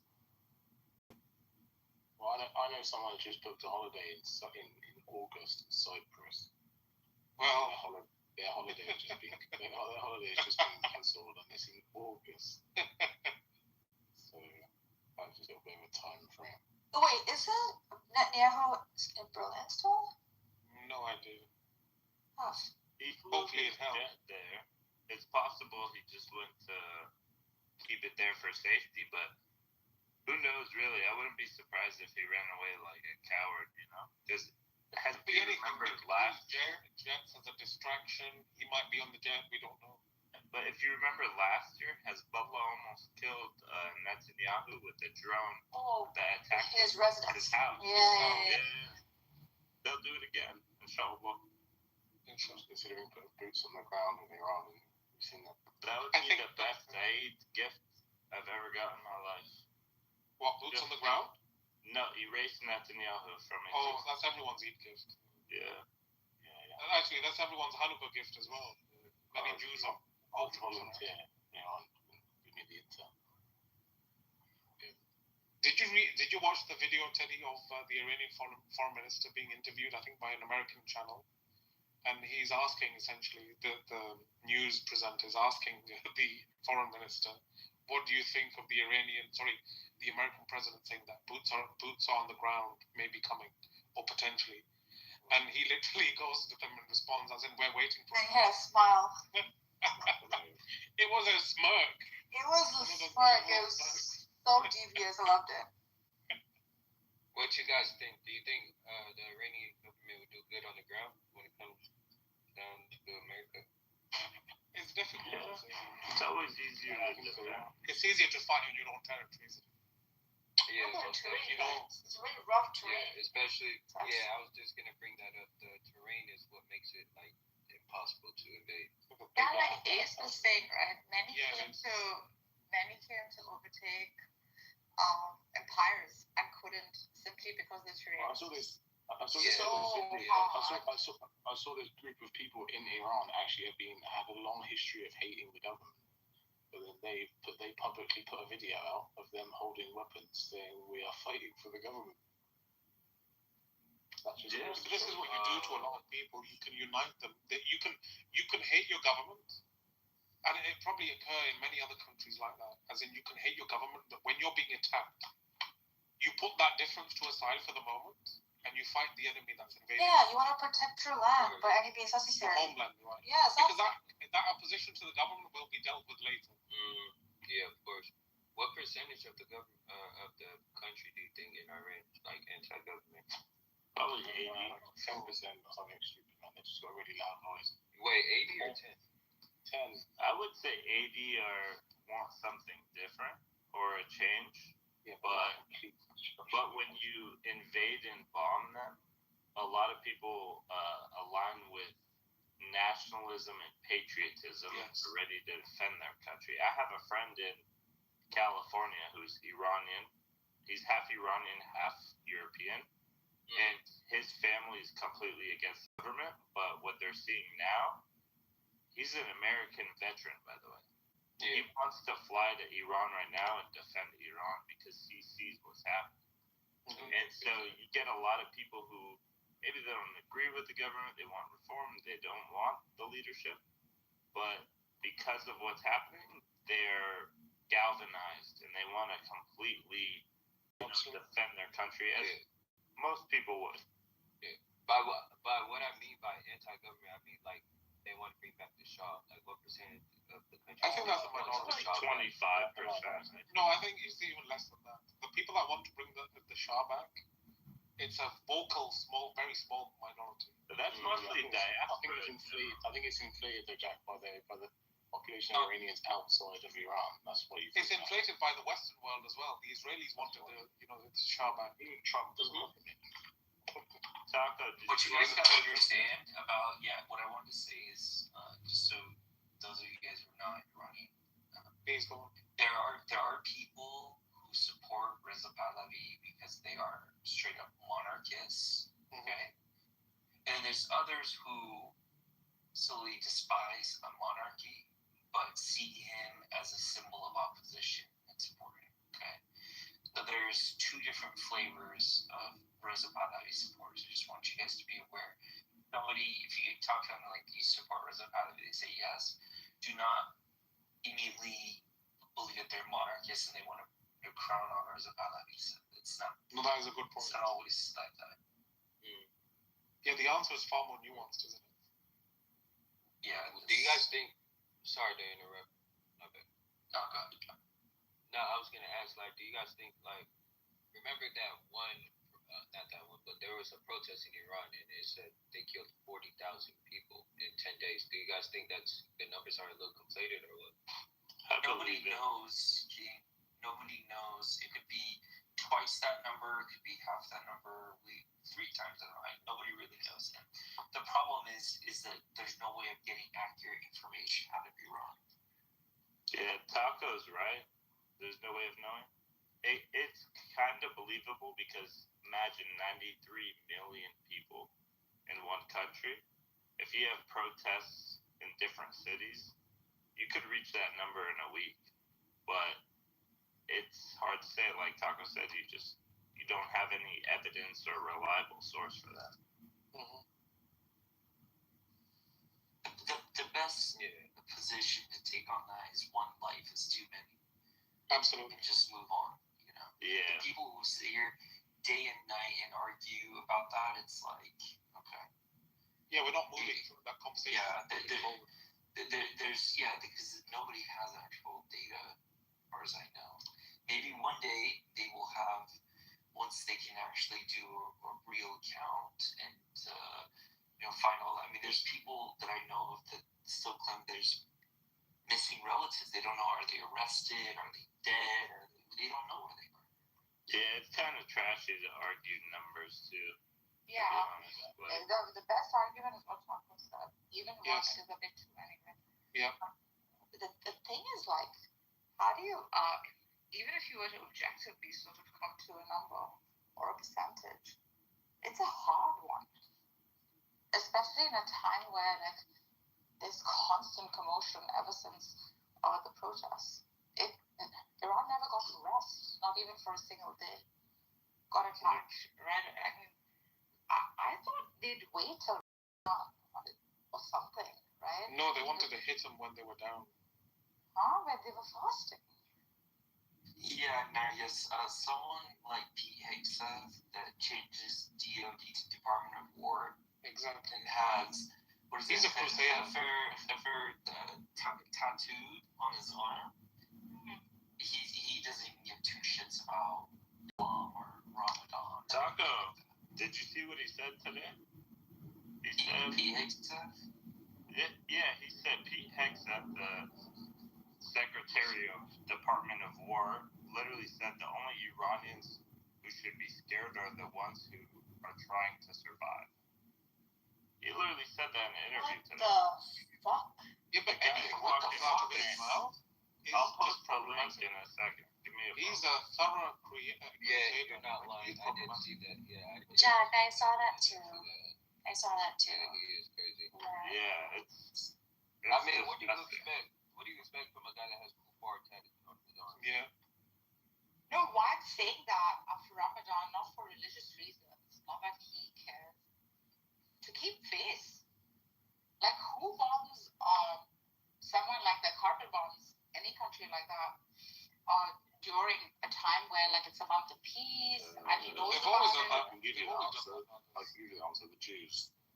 Yeah, they've always done that in It's Palestine. the Arab holidays. Yeah, but there are Arab countries who are their allies who also observe it. That's what it's saying, to keep face upon them. They don't care about that. Yeah. While they're being massacred by their own governments, by the way.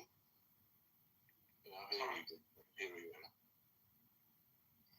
Say that again, please. They were getting massacred by their own government at that time.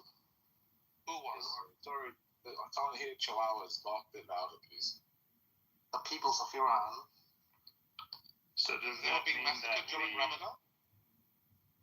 Sorry, go ahead. Obviously, wasn't the protest was going on at that time? No. The internet. No, it wasn't. It shows back. Wasn't it? No. Protests ended weeks before this strike, bro. But what about the celebration? Of what? The celebrating people of Khamenei's death? Well, the people in Los Angeles and New York City who are celebrating their kids and friends and family are dying. Those people are traitors, pathetic. There's a video of someone going and showing Iranians in Iran videos, diaspora Iranians in the West dancing and celebrating these bombings and Yeah, the people killings hated it. and attacks. Yeah. And they're disgusted. Yes. And anyone else would be. Yeah. They'd be fucking disgusted. Like, How are you here? Bro, the one good thing that came out of this is Jack pronouncing Iran exactly as an Iranian would. Oh, thank God. This is one good positive thing. Why is it correct for Iran? He's saying Iran, not Iran. Just like he said. He's saying it just like an Iranian. I am so proud of him. How much are you calling Iran from now? Iran. Oh, Jack, what you in that room that day? That stupid American? When I triggered him, when I'm like, Oh, it's yeah. Iran. Yeah, that was hilarious. Wait, hey, Kate, hold on. Stupid American? Which one? Just say America. One of. Hey now, General. Hey, come on now. He was a typical, that Hey, come on Is now. Iran going to have a democratic system after that? Iran, bro. People have no choice if America comes in. King, why are you worried about Iran? Concern yourself about your own issue. He's obviously a Zionist, this guy. He must be. Lerner, are you from India? No. He's South Indian. I have all the concern about Iran. I don't hate Iran. Learner, thinker. That's intellectual. آره با بردن سوال کرد. حالش خوبه؟ ایوان آره. دیشب از بامبارون بدنم خیلی Oh my god, I did not know Taco was Persian. What the hell? Yes, I'm Persian. I'm also... Their name is really deceiving, just so you know. So same ethnic minorities. Oh, nice. Yeah, I'm Azari. Yeah, my mom's Azari. I second what Jack said. Yeah, Taco, change your name. Could be that, bro. Or Gorme Sabzi, or Kashke Balanja, or something like that. Gorme Sabzi is the best one. That's the best one, I think. Garlic naan. I love Zarish Polo. Hey, Do you guys eat garlic naan, or is that... I dated a Persian girl. Zach, are you sure you dated a Persian girl? I feel like you should know how to say Iran if you did. Mom made me garlic naan and a bunch of other... Indian dude. Jack. Yes. Garlic naan Indian. Yeah. That's Indian, right? Yeah. I was confused, bro. One less she was presenting it to me like this is her, you know. If you went to a Persian restaurant and asked for garlic naan, you'd probably get That's a punchable face with the naan. Yeah. What, my PTR? Yeah, you're so punchable, bro. What the fuck? This is supposed to be seductive, bro. What the hell? Who are you trying to seduce with this? Stephen Hawking? No, it's Mark Zuckerberg. Look at the list. Wait, is Mark That's so wrong. That's so wrong.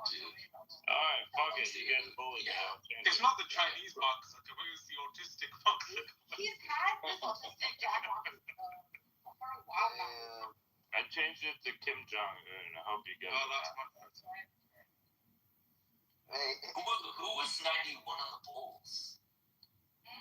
Dennis Rodman? I don't even know. No. I wasn't like alive back then, or maybe I was a kid. I don't know. I used to live next to Dennis Rodman in California, in Newport Beach. Fuck off. Well, I swear, I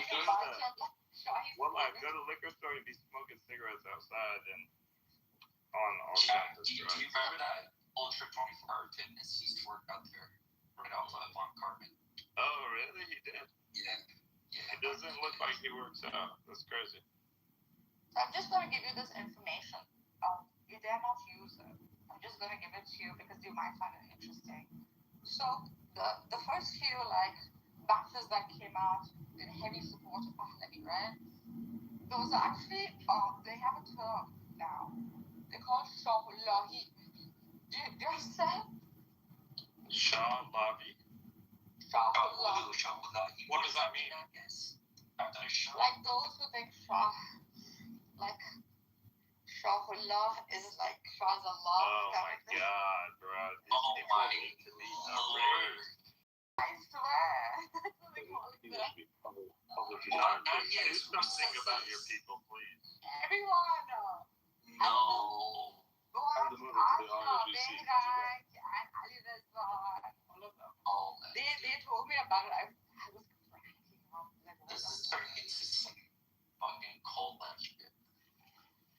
There is a little bit of ironic cult-like behavior between monarchists and IRGC people. Yeah, like, they are always cultists. That's what I've been saying. Yeah. There's no middle ground with Iranians. There's no middle ground, no. Yeah, there's always one extreme or the other extreme. And then there's Paco and me and Mahazi yeah. and a few others who are always like sitting on the fringe. Like, heretics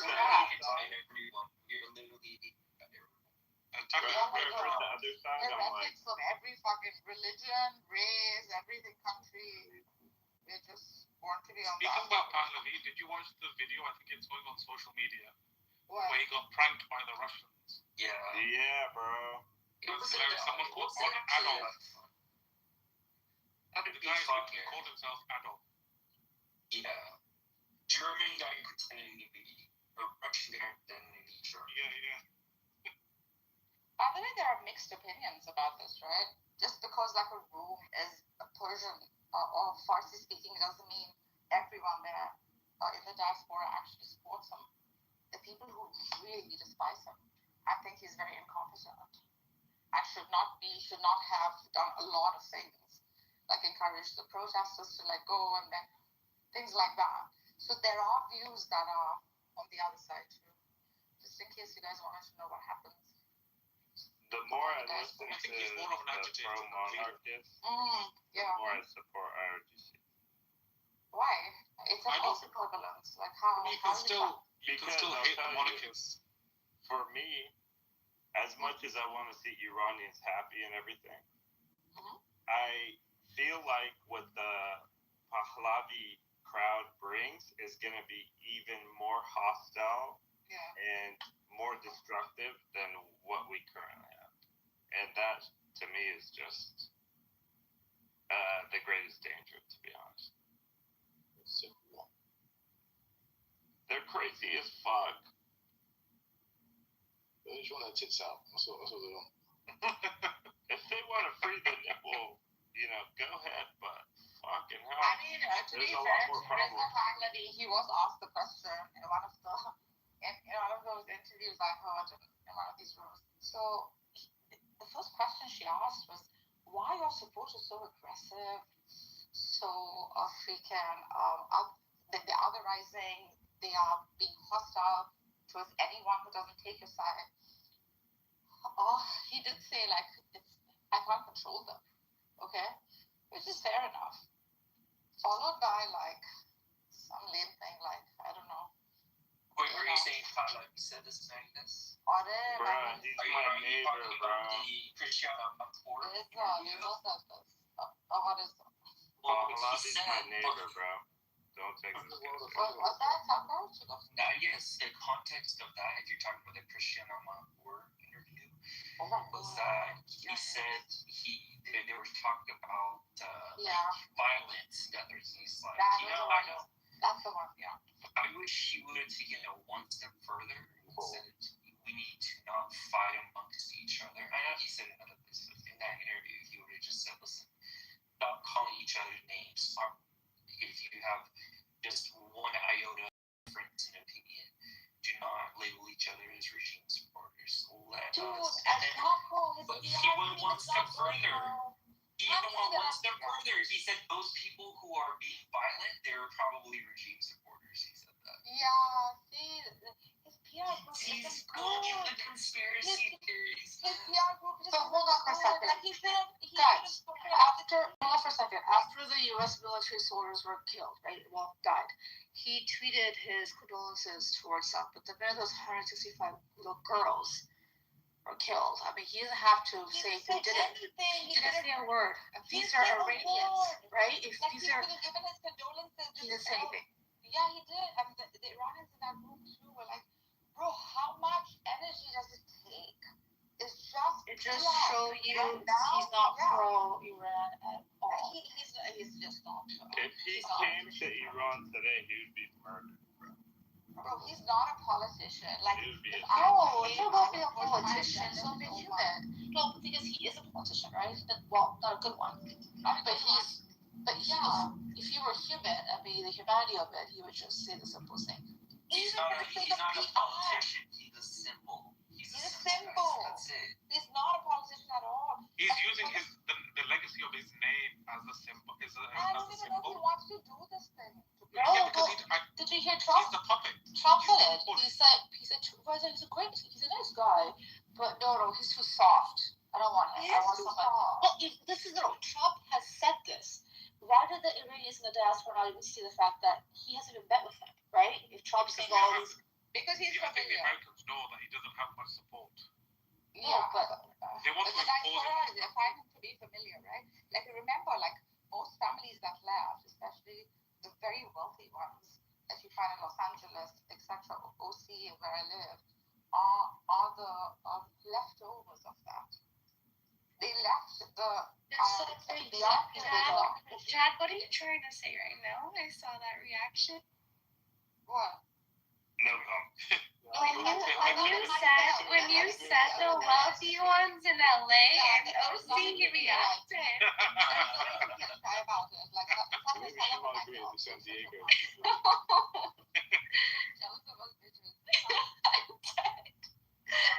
Got British education. Yeah, guys, it's not my fault. Okay, it's really not. I'm innocent in this. Anyway.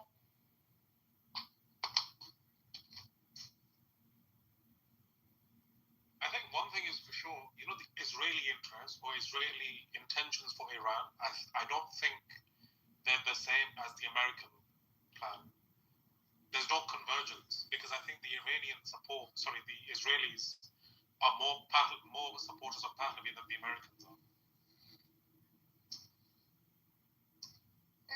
Is it really Pahlavi or just destruction of the country? It's to weaken and make it into a failed state. Yeah, exactly. That's what it is. Yeah. They don't care who comes in. Well, they were trying to get the Kurds to go do it. Remember, they're trying to build that whole and the Kurds are thinking twice because they know what the Americans have put up. Yeah, that failed. I think there was a statement that came out and said no. Yeah, because they've used them for guns for hire, and then when they essentially, for example, look in Syria, they left them out to dry. I want to see how much Israel's burning right now, but their censorship is too good. Calm down, Teddy. Calm down. No, I want to see it. I know it will make your morning, but just take a deep breath. I think it'll make everyone's year.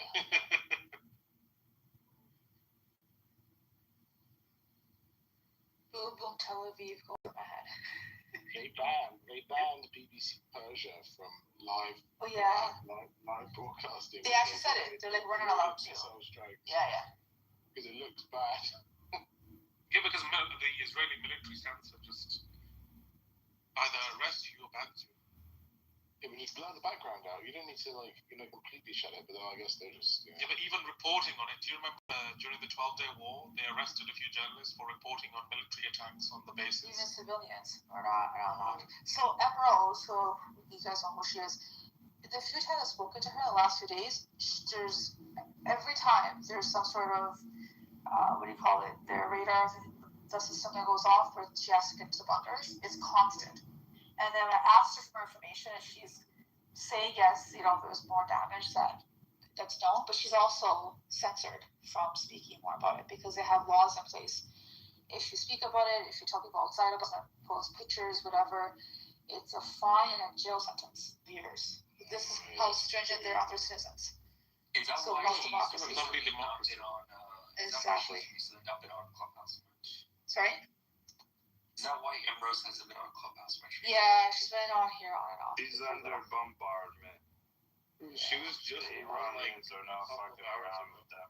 She is a gem, man. We gotta protect her at all. So I want to tell Yes. you guys one thing. Black grandma came up, right? And pretending to be like all cool. Oh, I'm enjoying myself. They won't let us in the bunkers. That's what's happening. They won't let us in the bunkers. Yeah, that's true. By the way, that is true. They didn't let us. It's true. It happened last time. It happened. Listen, speaking to Ambrose, guys, I've heard the sirens. I've heard it. She's getting texts. She's leaving abruptly, right? And I've known her for years from like whatever, Twitter or X, whatever. Yeah. She's not even active there, okay? And what she's even sent me in the back channel, like, I'm actually worried about her and her family. But this fat fuck, he's probably not even getting the text messages for him to be reporting to the He lives in Jerusalem, doesn't he? Dakota. He's lying. He's a liar. He lives in Dakota. So yeah, exactly. So he's So the first day he was like gloating about how comfortably he's sleeping on his bed and how restful his night's sleep was and stuff. And then the next day he comes on Clubhouse, getting caught on and off. And then he said, "We fucking don't care about the Iranian people. We have products, we don't care about their freedom." Largest, do you remember when he said, "Oh no, we're all good here in Jerusalem, we're all good." 10 minutes later, sirens. He's scared. He's pissed. He wants to kill everyone. Fucking country. We have already planned for them. He's giving out his plan. Exactly. Yeah. Wait, he's having a meltdown. Hold on. Did you guys see what Hezbollah did to one of the Israeli settlements? What they did? Apparently, they issued evacuation orders to the Israelis on their Israeli settlement of Naharia, and they were storming it. The IDF had to collect, I think, 2 or 3 dead bodies. I need to read up. Based as fuck. Dude, what the Israelis have been doing is now being done to them. You love to see it. You honestly love to see it. I really do love to see it. Yeah, but you know what I have is, when, for example, when Hezbollah does this, how much does Lebanon have to pay in return? That's the problem, General. That's the problem. That Israelis, they want the Lebanese military and Hezbollah to have a civil war. Yeah, civil war. They want civil war. They've been wanting that for a while now. And if the Lebanese but it's not just the Israelis. But understandable, right? An understandable expectation. No, but it's not just the Israelis that want this. The Americans want this. For sure. Oh, yeah. I mean, say that. Because, for example, during post, when Hezbollah, they said the ceasefire and all that nonsense, it was a complete circus because the Israelis continued to bombard Lebanese cities and towns while Hezbollah was shackled and couldn't do anything. Yeah. And then the Americans were pressuring the Lebanese government to disarm Hezbollah, right? But what they're not doing is, so when you disarm a group, you need to empower the military to become more powerful than them. Because the military is literally sitting ducks. They don't have any power. Yeah, that's super weak. So if you're disarming one group, you need to then arm the Lebanese military to take over those positions and security of the country. The Americans would not do that. They would not commit to investing in the Lebanese army or even giving them weapons. But then Hezbollah, of course, is going to fill that vacuum. The Lebanese Army's Air Force is like 1940s fucking airplanes. Do they have an Air Force? No. Bro, it's the most pathetic shit, and it's all because the Americans and Israelis don't want them to compete with Israel, so they literally get the scraps. It's really, really sad. No offense to my Lebanese friends, but one thing I don't understand, right, is people don't seem to realize that America has a treaty that lasts as long as it has existed with only one specific country, and that being with Morocco, right? And they still hold the longest treaty with them in terms of like, hey, we scratch your back, you scratch our back kind of thing. Yeah, because wasn't Morocco the first country to recognize that? Yeah, Morocco was the first country, especially the Muslims of Morocco, was the first people to recognize America as a sovereign nation, right? So the weird thing, at least for me, is like at least other presidents have recognized this, so they try to be on good standing with it. Trump, on the other hand, is just like, nah, screw them. I'm gonna do travel bans. I'm gonna call them terrorists. I'm gonna say all these things. But wait, we have this treaty though, so we're fine. It's so dumb. Feel like all of America right now feels like that Homer Simpson meme when he's walking backwards into the bush. But we all fucking feel like right now, man. Yeah, it's pathetic what they're doing, bro. Miserable film. Wars. I don't even know what the fuck. How was his MAGA base reacting to this? Horrible. They fucking hate him now, bro. Yeah, no, it's fracturing, it seems. Have you heard Nick Fuentes, the racist pig? Oh yeah, he said he was gonna vote for a Democrat. Yeah, he was. This fuck, it's that guy. He went online and he was streaming. I hate that dude. He's like, I can't believe Trump did this. If you're gonna vote for the midterms, go out there and vote for Democrats. We can't wait. He sat there, said, oh, the terrorists did nothing, this did nothing. ICE was with us. At this war, he was pissed. And he has a pretty big following because I guess a lot of Americans tend to follow his sentiments. But if Nick Fuentes, out of all people, are seething and trying to get people to vote Democrat, if his base isn't falling apart now, I don't know what to say. But Congress had a chance. What was that act where they're able to limit the president's powers when it comes to action and it comes to military action. They voted. They could have actually limited his to attack, but because they're all stacked with his Republicans, they didn't. Honestly, the Democrats are pussies too. They really actually support a lot of the shit Trump's doing, but they're just too scared to do it. But it's just the reality of our country right now. We're fucked like no other. And honestly, this is the least popular war in American history. And I think every American life that is lost in this fight is another tragedy and stain on our whole country. Forget Democrat, Republican. It's a whole fucking stain. We're fighting for some bullshit. Trump said we're fighting to protect Israel. Motherfucker, none of us, except maybe some Jewish Americans, want to die for Israel. And what about this, who was it? Was it a Marine? Who was saying that, and then Congressman freaking pulled him, pushed him, broke his arm. Like, what the fuck? He's like, I don't want to die for Israel. I'm not fighting for Israel. Like, which is a normal sentiment. But Trump goes to do his condolences for those service members that passed away. It was so 10 seconds, and then goes, oh, have you guys seen the curtains? You know how he's in the ballroom in his building? Like, literally, 2 seconds later. Wait, what? Yeah, so he does. He's making the condolences towards the families of the soldiers that passed away. Then Tom's talking about fucking curtain. Yes. Yes. He's retarded. A broken hand is one fat lawsuit. Yeah, it is. Trump will first talk about the crowd size. Oh, I'm so happy to see all of you families of everyone who died. You make a very nice crowd. You're a large crowd. Honestly, he's a dumb fuck. The midterms will hopefully show the sentiments of the American people. See, but the thing is, there's something that Tucker Carlson was echoing that I can't believe I'm saying that I agree with Tucker Carlson. This is really pissing me off. But like, do you understand how much I've hated this man, and then all of a sudden I'm saying I agree with this man? Sam, it's the same thing as, Marjorie Taylor Greene. I used to hate that bitch.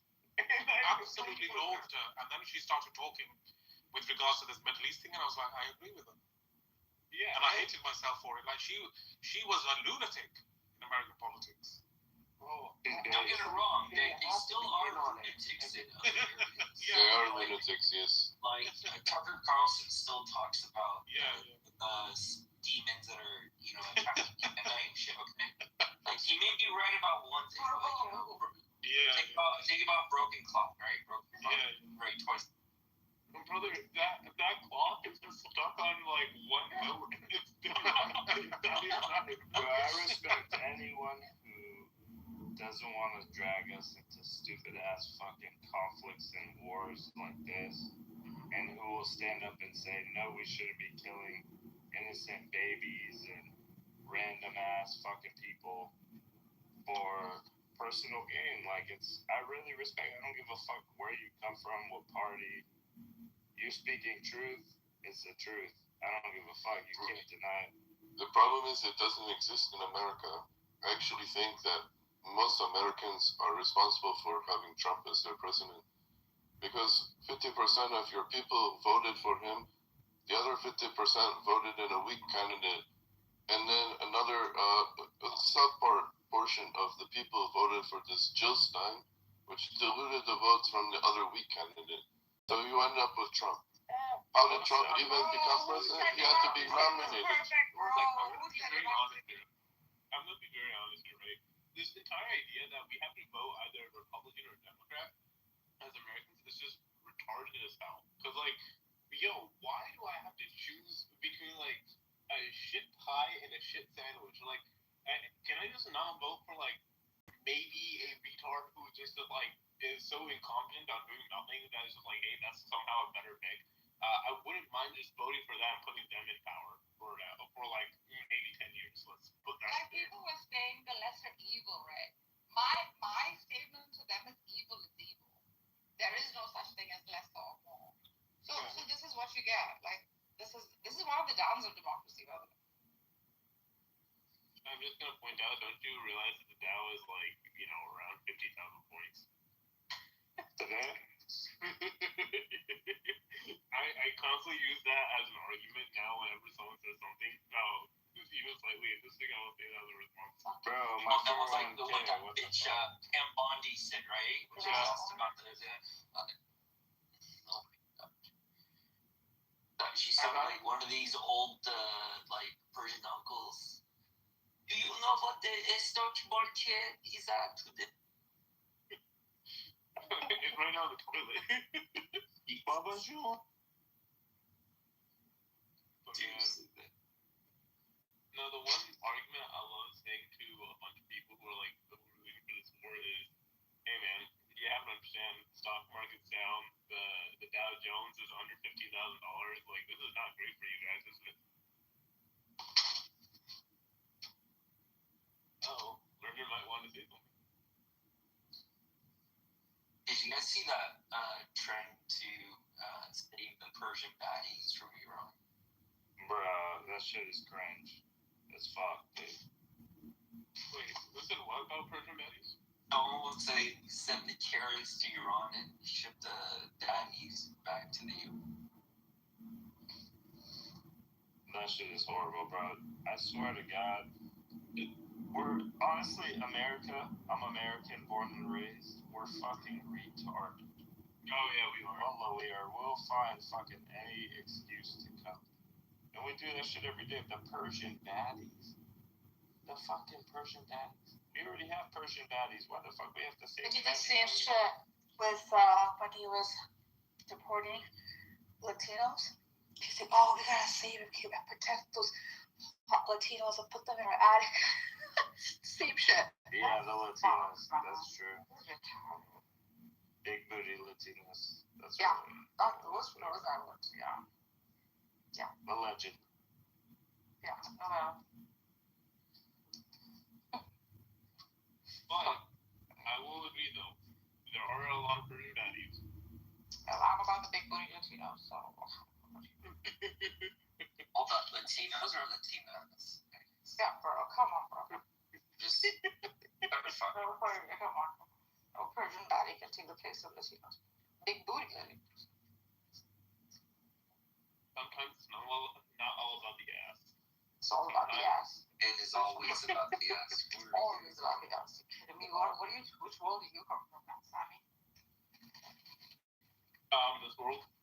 Baby's got back. Butterface can't have butterface either, you know? Oh my god, butterfaces. Do they even use the term anymore? I just did.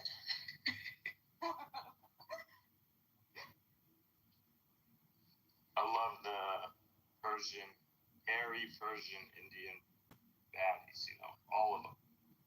Hairy Persian. What it? Hairy Persian. They are, but, we love them, regardless. Middle Eastern calling Persian hairy. Look at that. Freaking Palestinian. You all have to realize that Middle Eastern too. Is hairy. The problem with Persians is they think Have you they're seen not Mikael's chest? Middle Eastern. But he doesn't represent every Middle Eastern person, does he? Like Osama bin Laden doesn't represent us.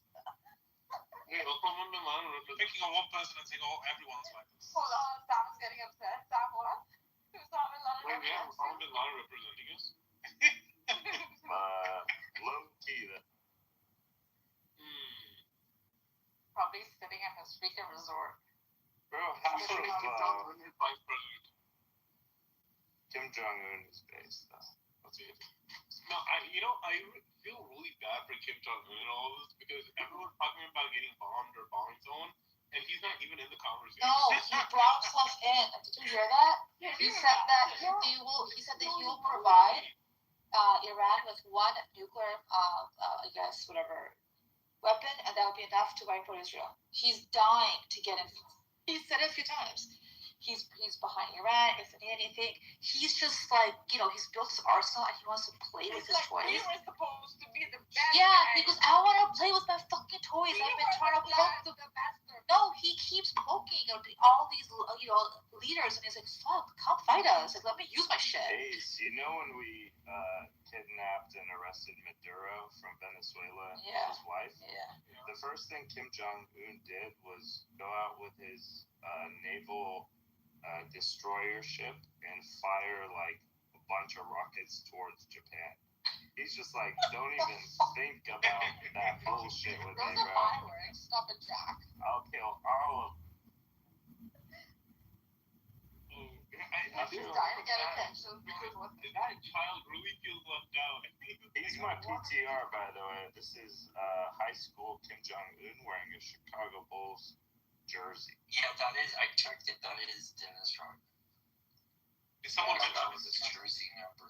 That was Rockford. Yeah, he went to school in Sweden when he was in high school. Dude, he looks so Switzerland. Washington. Was Sweden or Switzerland? What do you mean? What happened to it? There was a stop this population trying to play weapons. So there was a person under all that bad. You got a bitch. Yeah. There's nothing wrong with stopping your population. He grew old and he got around it. Say what you want about him, but he's got the perfect flat top. Oh God. 100%. He has his daughter next in line. If you've seen a picture of her, she's just, I thought it was genetically so chunky, because she looks just like him, round and. That's a part of the Korean dynasty is. It's actually a good thing to look kind of chubby and round. Yeah, because you're well fed. It makes it seem like exact. Yeah. I don't even know if I want to know what his daughter looks like. Oh, she looks like a mini him. Adorable, bro. She's cute. The first person who told the world that he had a daughter, because he's very secretive, was Dennis Rodman, of all people. And he told us her name. I think he went to see him a bunch of times. Yeah. They're homies. Yeah, he did. North Korea. We don't have anything on him from Epstein, do we?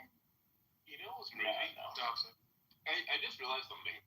Hitler was a failed artist, so he became a world leader. Yeah, that's true. Kim Jong-un, a failed basketball player, somehow world leader. So people should just keep on failing at things just become world leaders. Well, Trump was a failed businessman. Yeah, extremely failed. Yeah, A failed actor, bro. Have you seen his movie? Oh, come on. Now, yes, he should have won an Oscar for Home Alone. Come on. Who? hold on, no. He acts in that movie as a rich dad. He's basically playing himself. Like even the roles he's given are just Trump. You know, Kim Jong-un's dad actually was a big Hollywood fan and movie fan. He actually kidnapped a director and actress from Hong Kong. He made them make movies. Yeah, he made them make movies for him in North Korea for like 7 years. And they made one of the best remakes of Godzilla. Apparently it was better than the original. I can imagine a North Korean version of Godzilla. Jack, if you had to be reincarnated and you had two options, one is to be reincarnated into North Korea, and the other one of these like first contract Aboriginal tribes in North Korea. Amazon. North Korea without a fucking blink, bro. Hell. Yeah. If I'm the leader, you talk about if I'm like part of the Kim family? No. You're just a citizen. Like, his father's gonna change. I would rather be like in the what is it? Island life, bro. Island life. First contact. Yeah, it would be whatever that place is next to India. It's so based that you love Hollywood movies, you get the director kidnapped. Bro, they've done so much crazy shit. It's ridiculous. You know, there's been American soldiers who defected to North Korea. I read about that. Yeah, shit's crazy. Not many, but there are a few, yeah. There's like 4 of them. One of them did it because he got caught forging signatures. He ended up moving to North Korea after, right? He surrendered to North Korea. They put him in movies. He was a movie star. He played all the American, like, army villains. And he became a hero. He has 2 American kids who were born and raised in North Korea. They know nothing else. And they're still alive today. It's crazy. So what you're saying is it's actually better there. It was in the 50s and 60s, but after that it went downhill. Today is actually not as bad. Like from the 90s till 2020 was horrible. But since the Ukraine war started, Kim Jong-un has been prospering because of Putin and that war. He's been supplying them with ammo, fighters, resources. North Korea, you know they have their own version of Uber and DoorDash over there? Yeah. Like, yeah, but it's still not a very so horrible. closed society. Yeah. It's very insular and closed. We have the courtesy of living in a globalized society where we can, explore. They're very isolated. Yeah, they probably don't think that other countries exist.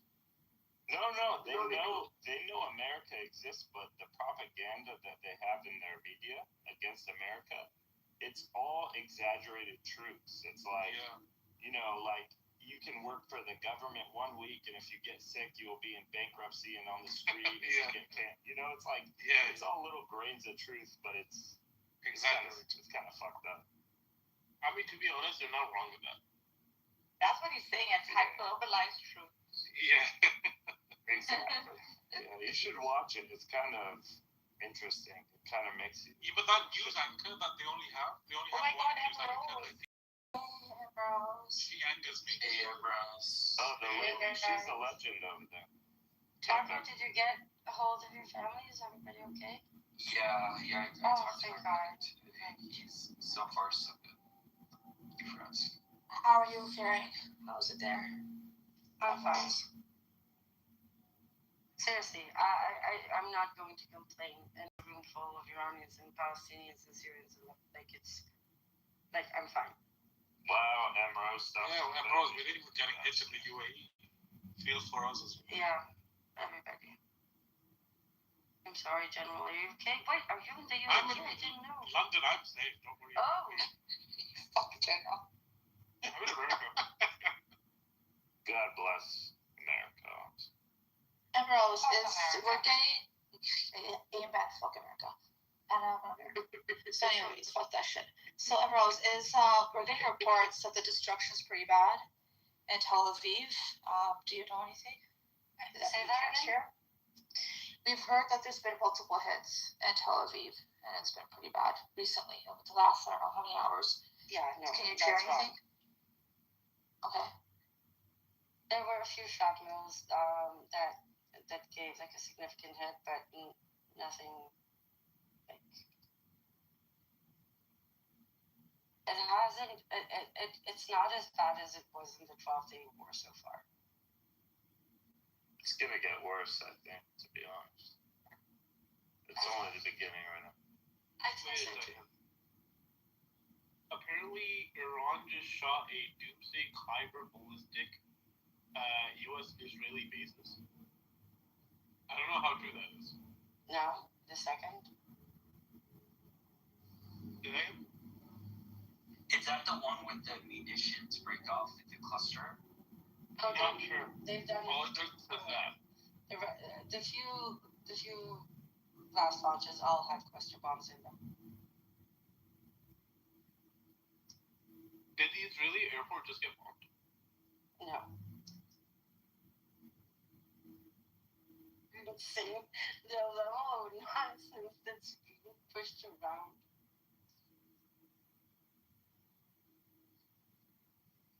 Dude, I hate Twitter so much because they keep up posting like big shit. It's so annoying.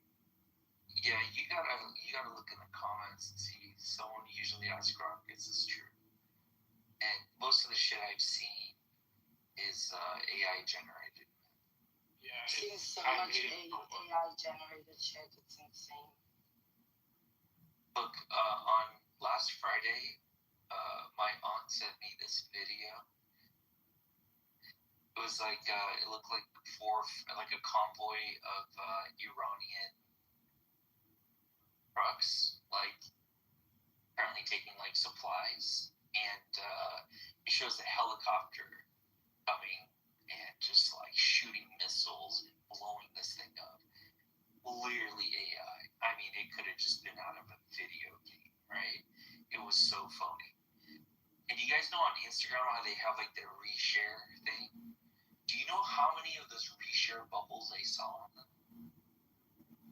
Like, people are literally falling for this shit. Jindy, are you here?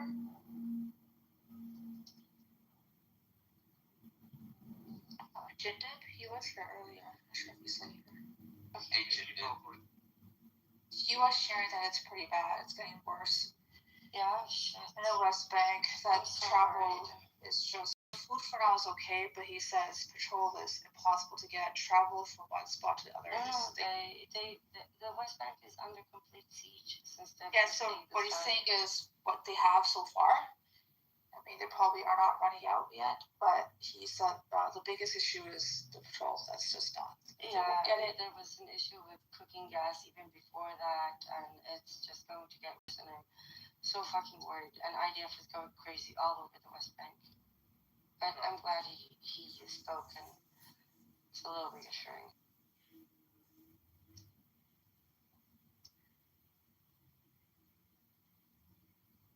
Yeah, and they went to Lebanon too. I don't know if you heard anything about that. I know. I heard they captured some IDF soldiers, but no, I don't know if that's true. There was an incident.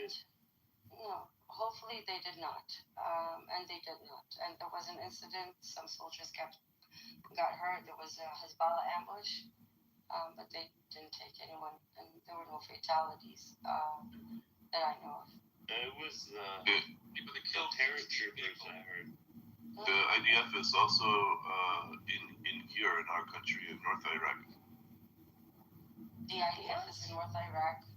Really? Yeah, I'm Kurdish and I see Israelis all the time. As in soldiers? Soldiers, Mossad, and civilians. How do you know they're Mossad? Oh my God.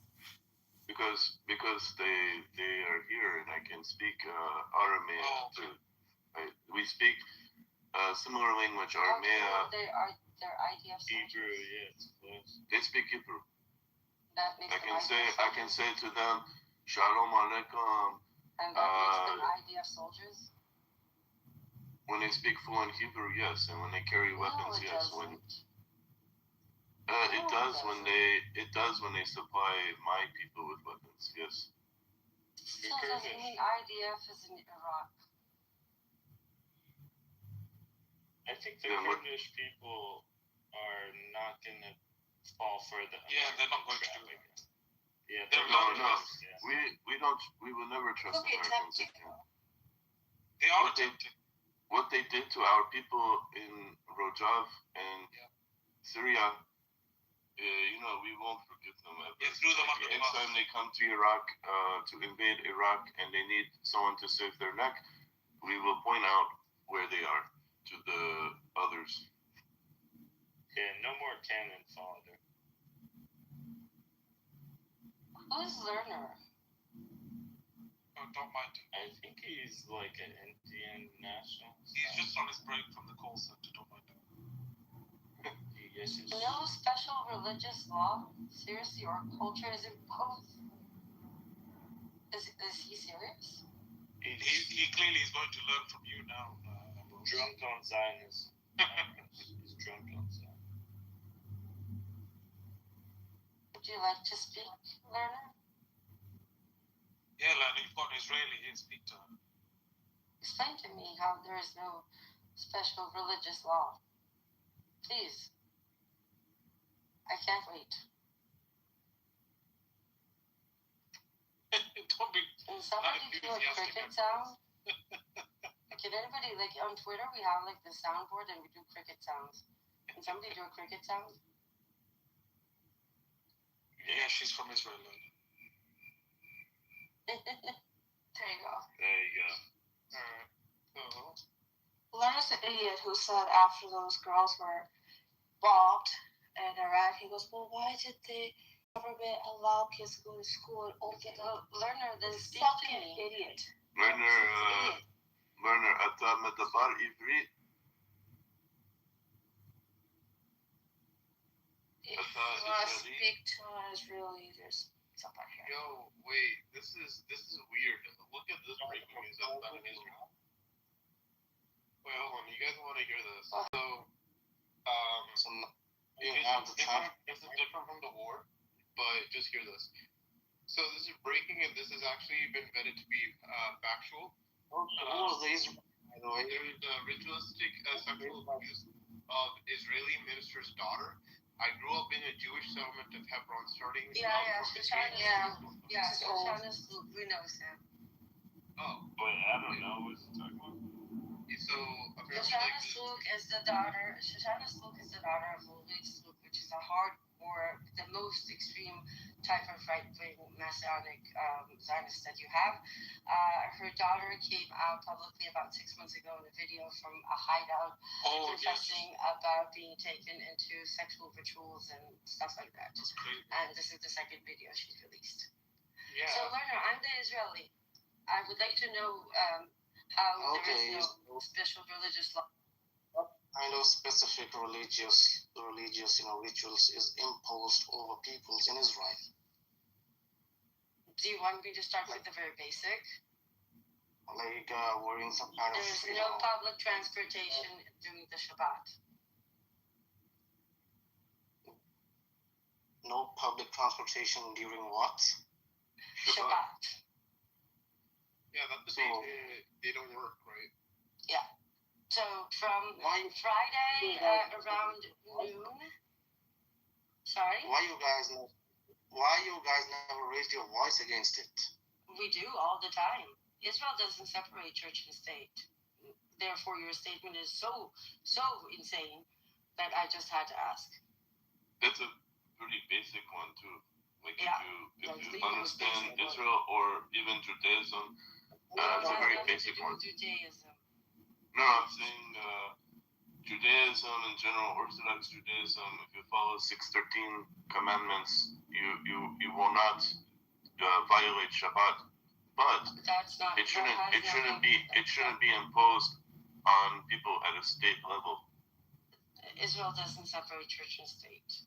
Israel also has, under their doctrine, 9 Sharia courts. The whole concept, as much as it does support Jewish supremacy, is relevant to all religious situations in Israel, whether it's Muslim, Christian, or Jews. So you can only, if a church will agree to marry, let's say, a Christian and a non-Christian, the state will not recognize it. So There is no interfaith marriage. There's no gay marriage. There's no public transportation, Shabbat, public institutions, public services. Everything always has to be kosher. You can, and the main supermarket chains, the big ones, the ones that most of the middle class use, everything is kosher. The cost of making certain product kosher is actually a very big, significant impact on how pricey things are. I can go on and on and on and on. For example, if I want to get an abortion, I have to go to a committee. One of the people that sits on that committee is a rabbi for some reason. So your statement is so insane that I suggest you stop embarrassing. Sounds like a theocracy. Wow. No different than shocking. No, but you know, the Islamic Republic that they're We say this all the time. We say this all the time. Do you know that there are certain Israeli public representatives that will not attend state ceremonies if there's a woman singing on stage? There are certain neighborhoods and towns in Israel where you will not see billboards with the image of a woman.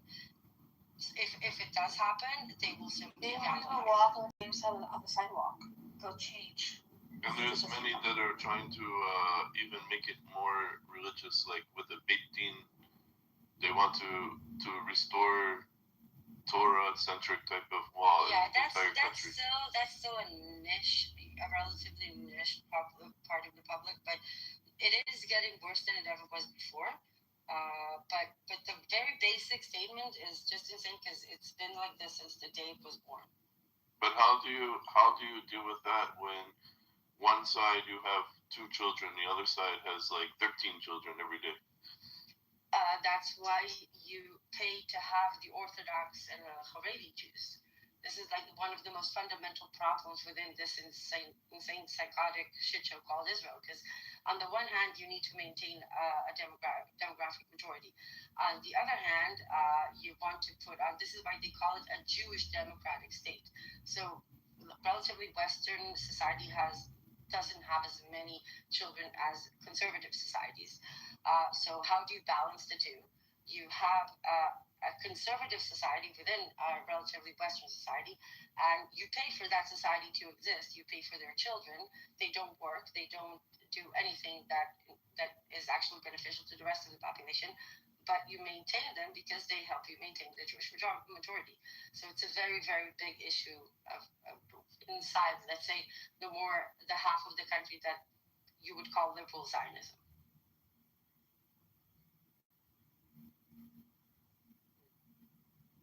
Just a couple of announcements. So the Iranian president is now saying that there will be no more attacks on the neighboring countries. It's like 4 hours old. Oh, really? Why am I just getting this down? There's been attacks already they're showing. So I don't know, like, that's the weird part. Yeah, I have no idea what's going on with my newsfeed because it's saying like this is all like a couple minutes ago. Don't ever trust Iranian state news. I live in North Iraq. I get the news before they give the news. But thank you for telling me that it was like a couple hours old. I really need to find a way to find better current news.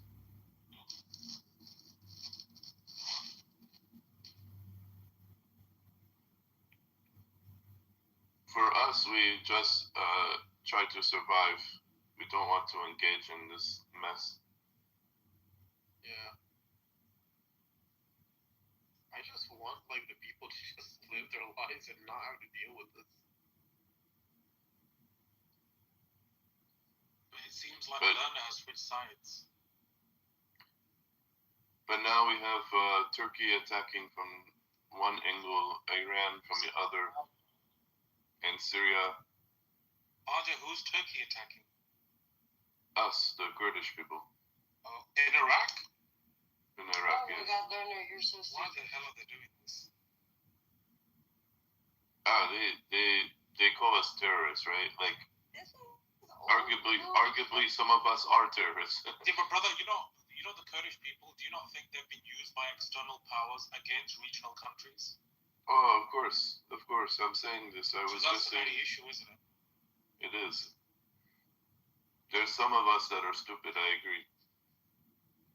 No, I can understand. For example, when you have a people that are homeless, essentially, as in they don't have a country that they can call themselves, then they are essentially used, exploited for the external powers, by external powers. I understand that, but then you're kind of used against the very countries that you call home. Yeah.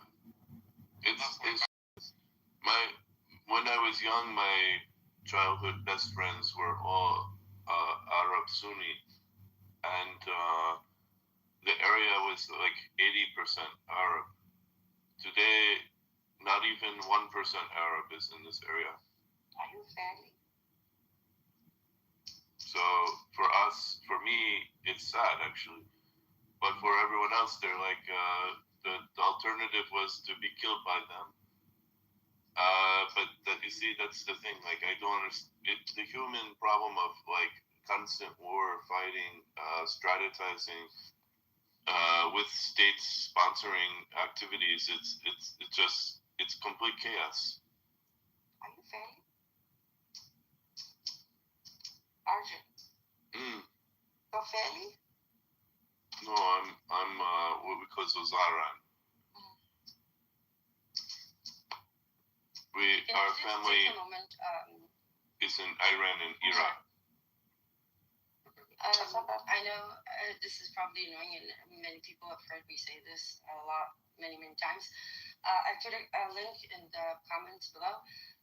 It's a petition for a humanitarian corridor that Israel is refusing to open between Gaza and the West Bank.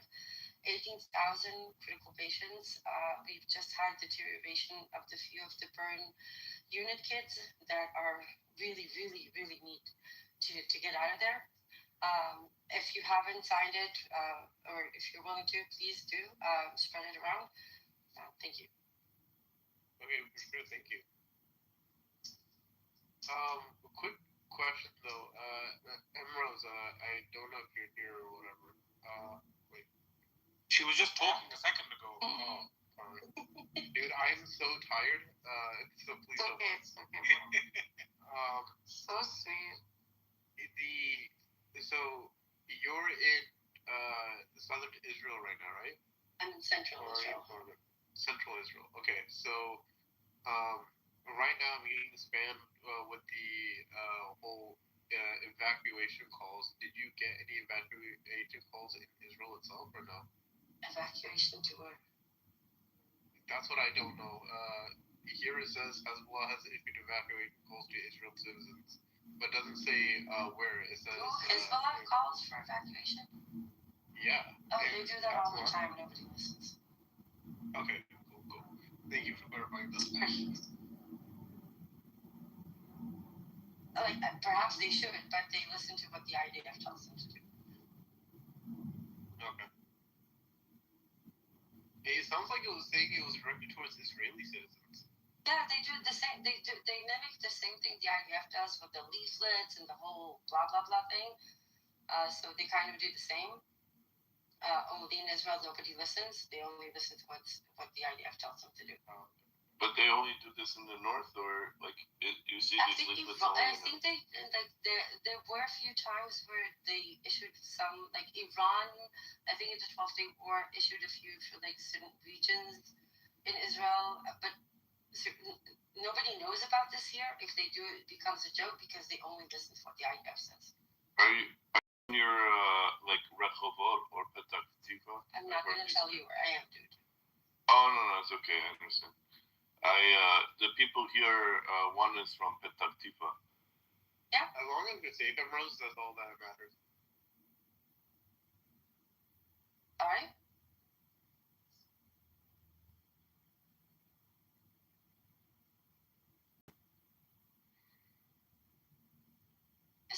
Sam, are you speaking and I just don't hear you? Oh yeah, all I said was as long as you're safe, that's all that matters.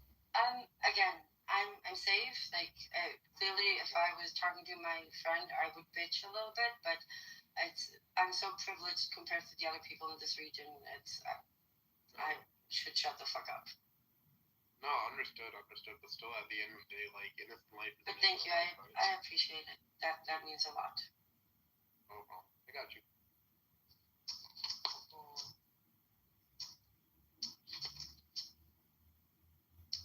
But please sign the petition. or spread it around.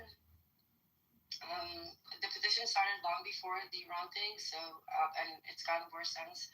Israel just refused to let any prosthetics, specifically designed for children, in, and has also prevented a stock of 15,000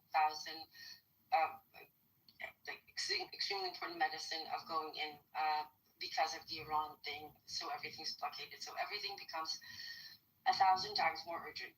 And I know people are. I know there are other people in the regions that are getting bombed, and I'm sorry if it looks like sometimes we only care about what's happening around us, but yeah, for me, Gaza is something else. No, for sure. I'm definitely studying this. Thank you. Thank you.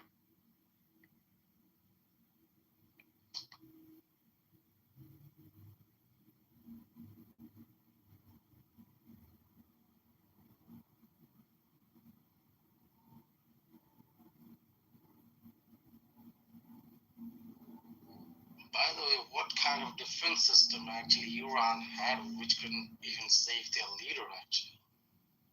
He didn't die alone. He died with his daughter, son-in-law, and maybe his nephew as well. His granddaughter as well. And his son, and one of his son-in-laws, but also a very small, beautiful, beautiful little girl. Yeah. He died eating breakfast too. Lorna, do you know the system? You want me to tell you the system? Lorna? Yeah, enlighten me, please. Okay, Lorna. It's called, I would rather die on my feet than live on my knees. No, like you can. No, you can please yourself by saying that, but the truth is, such a big country like Iran couldn't defend their leader, and it's such a big issue for the country. The thing is that no country should defend itself from another country willing to assassinate your 3-year-old granddaughter. You should not be. Your complaint and your criticism should not be directed towards the people who couldn't defend themselves. It should be towards the people who decided to do it. If there is any American, if any American, represent America here, then I will probably raise this question to him. But none of you are American. We are. We are. What are you talking about? I'm raising to you now. Yeah. Yes. Rose that mentioned about the question. I'm raising that question to you. What's the question? Why is Ambrose's opinion any less valid? I don't understand. You're English advice. That's her point. She has a valid point.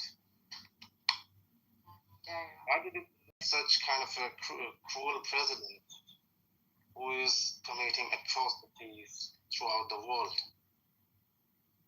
Throughout the world. Wait, are you asking the Americans or the Israelis? I'm asking to you, the Americans. It means Trump. Why do you have a problem with this? Trump. You do have a problem. A lot of the everyone people is in your so country voted for this shit show. That's a problem. Oh yeah, That's a problem. I was just talking about it, Ambrose. I said this is democracy for you. It didn't lead us to a war, actually. No. Among all the countries, the one who is currently in a little bit peace, okay? What's your country? You can assume that. No, I can't. What's your country?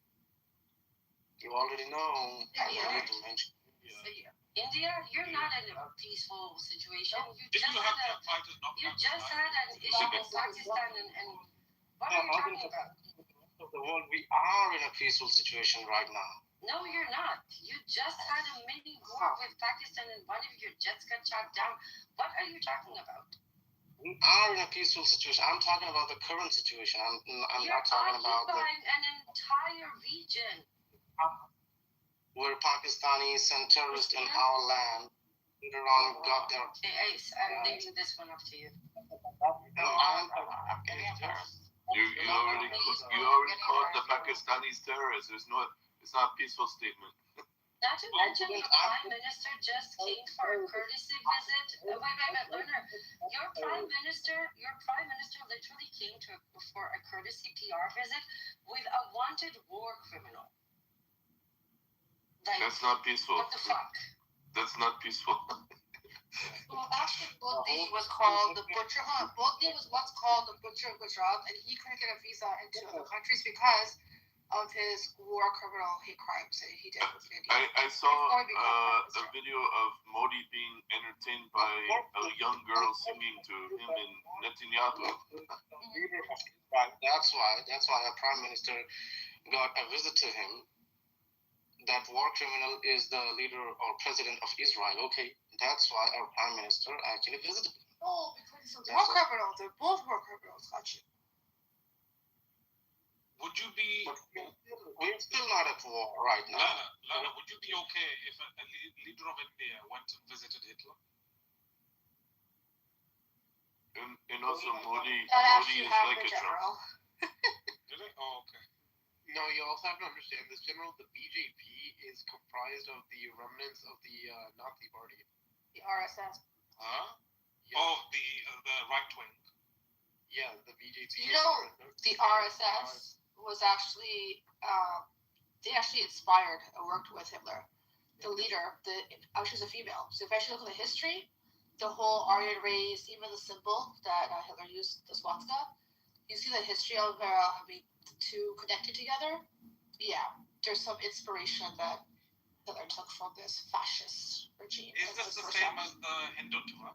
Yeah, pretty much. There was actually something in the UK regarding this. It was investigated that there were the temples that were being used as essentially training grounds, and they were kind of grooming kids, to bring them up into this Hindutva lifestyle. Oh, they're very fascist. They wanna. Yeah, they have a supremacy ideology. They wanna. Yeah, so they're actually very much against, and they're extremely racist towards. They want a homogenous. Yeah, they want. Yeah. What is Brahmin? It's a caste. Yeah. Because I have a friend from Chennai. He was married for 39 years, and his wife divorced him, and she used that I should have never married you because you were not a Brahmin, because he's What's a Brahmin? Lower caste, like. Yeah, so in the Hindu religion, the Vedas, they talk about caste system, and Brahmins are considered to be higher caste. I mean, they're more superior, quote unquote, is bullshit.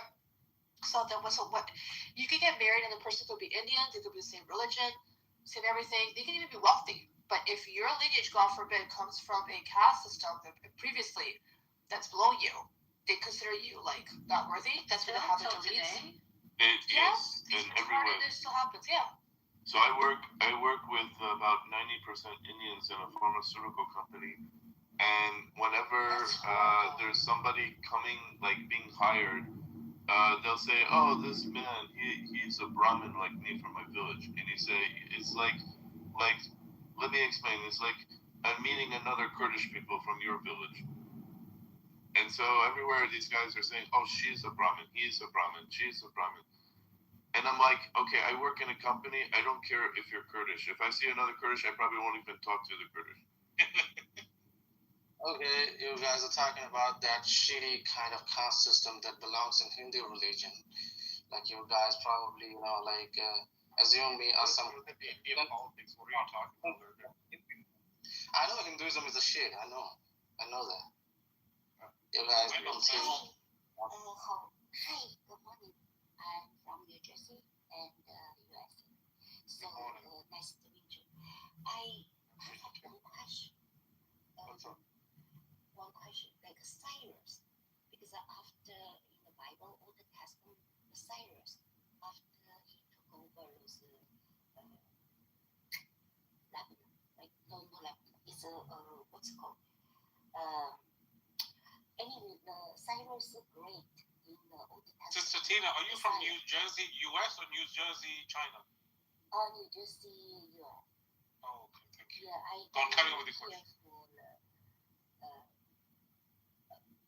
Anyway, so I have a question. So Cyrus, when Cyrus the king, great king, he freed lots of slaves from Israel, right? Because we have a movie. Yes, that is correct. Daniel with lion, because they're extremely In small. So I think they do have Jewish descent in Iran, right? Because Iran lots of They do. Persian, we have lots of doctors in the US. I work in medical field, so especially urologists, the majority from the Persian, from the Tina, my family is from Hamadan, Iran. We are Kurdish, and on the other side, my mother's side, we are Jewish. So my whole area in North Iraq. They were like same family, but Cyrus the Great gave him really good heart, let them go back to Israel. So they are connected. Why right now is just like an enemy fighting each other, enemy. Let's suppose harmony. You know, the world is supposed to harmony. I hate the war. I really hate the war. So actually, Persian is a very, very long history. Those people are very intelligent. It's not a keşke Çingişleri yeah, we should like harmony, like love, like the world war, live not fighting each other. Right? Because it's like Gaza, people looking at Gaza people and killing those kids. It's really sad. Really, really No, we sad. agree with you too. So It's what do we do unfortunate. now? What do? We remove the Trump. Tina, are you? I'm just curious, Tina. What's your ethnic background? Are you? Yeah, I'm Chinese? I'm Chinese. But I live in US. Did you not listen to the earlier talk? I'm like dozing in and out of sleep. Tina, if you have any way of getting hold of the Chinese president and have him offer some support, I think ceasefire will come tomorrow. Yeah, I think we need the Chinese involved. We need Xi Jinping to say something. They will. But China has traditionally supported Israel. No, it hasn't. No, China not to support Israel. It never has. It loosely does. We see I tell you. It just goes on stage to say we don't, but they do. Accumulated many years, like 100 years. So only Chinese can feel the pain of Iranian. Because we were splendid country 3,000 years ago. I'm from rich culture. Yeah, no, what Tina's saying is absolutely true because the Chinese, especially when I was talking to Singapore, they'd always tell us like, do not trust the Americans. They took away our history. They took away our Look. In the history book, in your future, your grandkids will see. 2026, February 28th, Israel and the U.S. invaded Iran. They will never ever wipe it out. This history. Anybody? Is that true? It's true. It's fact. You guys invade Iran. Of course, Iran. At the same time, they killed 48 Iranian those high commanders. They have meeting. At the same time, you have like a negotiator with Iranian leader, and then you right away you kill them, just one shot. Let's not moral people do it. So why doesn't China stop America, Israel? Why don't they stop Russia also from Ukraine? Why? Because the Chinese profit from wars. No. right now is the war of U.S. with China in fight. Do you know Chinese even Chinese are helping Iran and America help Israel. So let's fight. Everybody. Yeah, but Chinese are always about the advantage of their people in everywhere. Meaning, if you go to Africa to Africa into a small road, to build an airport, to build a choo-choo train. You guys go ahead. If you have those ability, build yourself. No, I'm saying like this. If you go to Africa in a small village, these people make baskets that they've been making in their culture. Chinese go to this place, they make the same basket they reproduce in China, and they bring it back into this market, trying to sell less cost than the traditional basket. Yeah, let's helping them labor. No. The Africans freaking want to put you people on poles. They are very angry with the Chinese for this type of thing. Sometimes don't help those people. It's fine. It's don't. But we have good heart. We want to. If you copy all our designs. That's considered very shitty. That's called okay, so don't help. So just stay there. Let Africa just pour forever. Wait, hold on for a second. No. That's also a bad statement. There's a new way of, I guess, colonization. I mean, the U.S. is on it, UK is on it with brute force, the France, etc. The way that the Chinese are doing it is that they're lending money in order to, they go and build things, right? They do infrastructure, but then obviously these countries can't pay them back exactly. So then they do deals of, let's say we want certain minerals, right? So they will do these deals where they have, it's actually limited. It's actually 10-year deal, 7-year deal until they leave. Basically, I'm not saying it's good or bad, but they do it obviously to benefit themselves, but then there is a mutual benefit where some of these countries are getting infrastructure where they wouldn't have otherwise. Now, in terms of copy and paste, this has been going on for decades. Hold on, this has been going on for decades. I mean, China is known to be the place of replicas. I mean, they can replicate fucking anything. But that being said, hold on for a second. That being said, that's not the main reason. Hold on for a second. But that being said, this emerging superpower is hopefully not yet or will never use such fucking brute force the way that the U.S. has.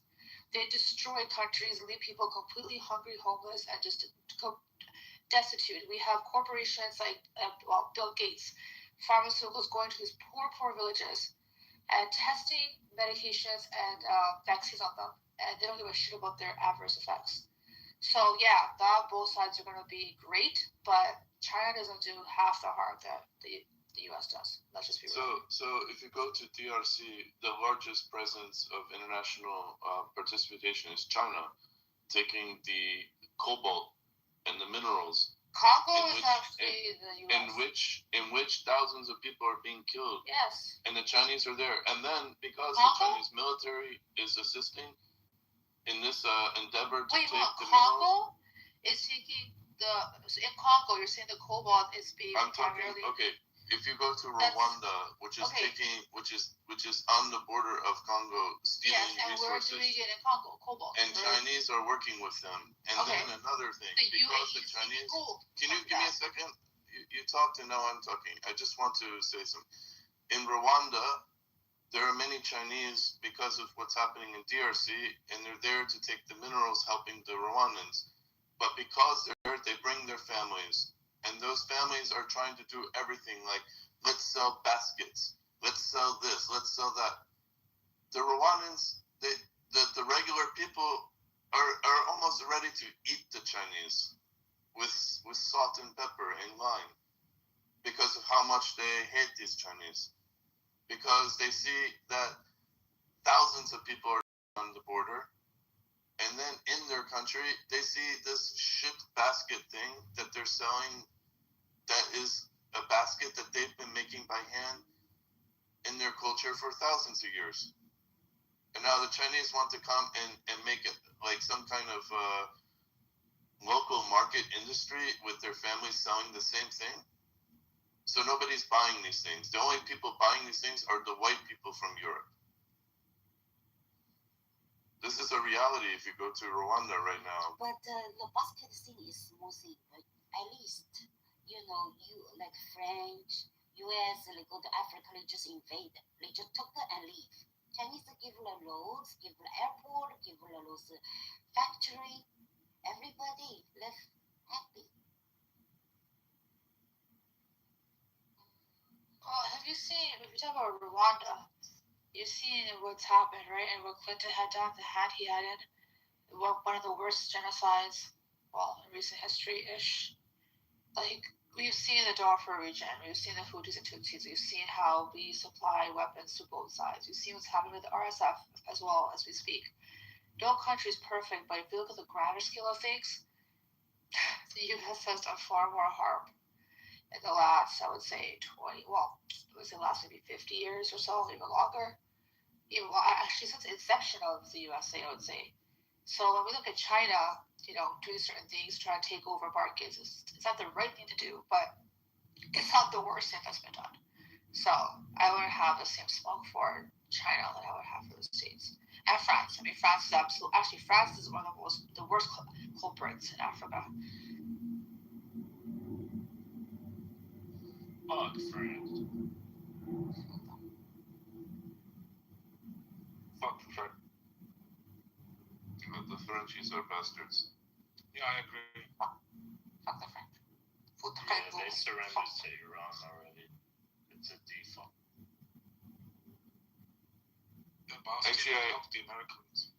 Actually, when I went to Paris, I felt like when I arrived in the train station that I was in my home country. Yes, people think Paris is nice. There's actually Paris is so dirty. I hate it. Paris is dirty. It's very dirty. I can't walk anywhere on the street in Paris without stepping on the dog shit. It's beautiful. There's only a few R&B spots. You guys are villagers. Oh my god, now guess what? Paris is beautiful. It's beautiful if you go to the Louvre.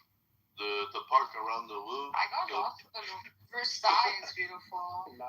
It's outside of. The last time I was in Paris, the amount of naked men I saw walking around. Naked men? I didn't see that shit. Ew. This was Some you don't like. Never saw that shit. They are naked. I did see like a funny thing where in Nice, one woman was completely nude, lying, and next to her was another woman in a burkini. Wait, did you say nude and blind? No. One woman was nude, where my wife was trying to cover my eyes, my children's eyes, saying like Allah, like astaghfirullah, and then over here next to me is a lady in a burkini with her husband. I'm like, what kind of society is this? One is nude. Duality, brother. Yeah. That is freedom, brother. Welcome. You have to understand. That's what these Iranians wanted around. Okay, you have to understand. See, I knew it. This is why I won't say anything. Like, I just knew I'd get the job. Quick thing. You have to understand, for the people who are just surprised about this, that France, especially Paris, like some of the highest nudist populations. Yeah. And they have this whole nudist movement where they're like, yeah, we'll just kind of hang around naked wherever we want. Yeah. I remember when I was in France or whatever, there was this dude in a coffee shop just butt naked, just sipping on tea, and I was just like, what the hell? And you see like people just urinating and sometimes defecating like in the middle of the street. Disgusting animals. When I was in Germany, I was on a lake, and we were in a big this ferry boat. It's in North Germany. I mean, not North Germany, like near Frankfurt. It's an area called Sauerland, and they have a lake called Biggesee. And we were on the ferry boat, and it went around like one little island in the middle of the lake, and then the boat's like going around the corner, and the captain comes on in English and says, well, here we have our bears. You can see the local bear population. And what he was referring to was like there were a bunch of men with beards standing naked on the They're fucking disgusting. So funny. I love it. I would give food to kill orders. And I would just stand and watch. I would do exactly what the IRGC does. Yeah, that was gross. They were really gross, like fat people with beards. Yeah, IRGC shouldn't exist. becomes inspiration to people like you.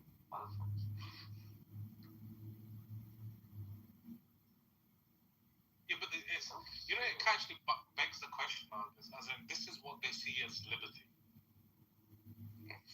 It's so adorable. Is it truly liberating? It's not liberating Oh, to be naked. How is it liberating? How long can you be naked? That's the thing.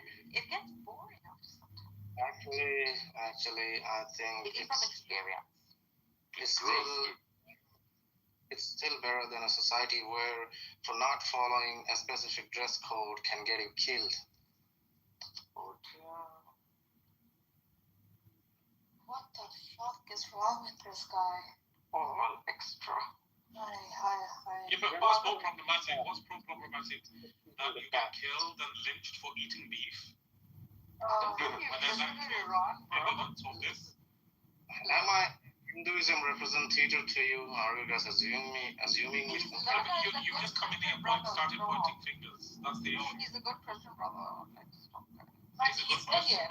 India, that's what happens there. Those are laws, right? So you should be speaking to his laws.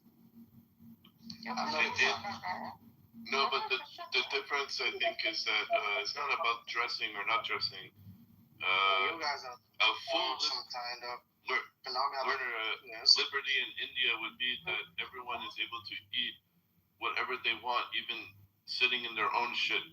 That's liberty in India. It's like full of filth, dirtiness. I've never seen a more dirty place in my life. Everyone I have is Paris. Their life in Paris is dirty, but not as dirty as India. Paris is not an excuse. India has a massive population, but Paris does not fucking have an excuse at all, to be honest with you. Paris has no excuse to be so filthy. India depends upon where you've been. Some places are actually beautiful. So I think if people go to if you do India on a poor man's budget, then yeah, you're gonna see poor man's sight. But if you go to the more beautiful places, yeah, it's sophisticated, it's gorgeous. It's unreal. It is. That's true. Yeah, but you know what's interesting is what the British did to India, and it's still kind of reeling from that. As that's trillions of dollars worth. That's also true. That's true. So it's your fault, girl. Thank you. Yeah, this is Brits, man. Even it's the same kind of story in Africa. Your intellectual capacity as well. It's the same story in Africa too, in many countries. Yeah, exactly. Like the Hutu-Tutsi genocide. When you talk to Rwandans, they said that for so many years the Belgian, German, colonizers they would have a preference. They would study these people and think one tribe, one ethnicity is more sophisticated. They're they have concept of kings. They have their own Congress. They have judges. They're very sophisticated. So they would always show in a picture, this represents the Rwandan person. And then they would say, and these other tribes, they're like the slaves for these people. They're the nobodies. They dehumanize you, don't they? They dehumanize them. So after years, there was animosity between three tribes, ethnicity-wise. The Hutu, the Tutsi, and the Etwa. Brother, this is the same dehumanization that they have applied for decades to West Asia, as in the Arab world and the Persian world. As in, we can lose 1 million people in Iraq and no one bats an eyelid. No single person is held to account. But if one person dies in London, we have to mourn that person for 100 years.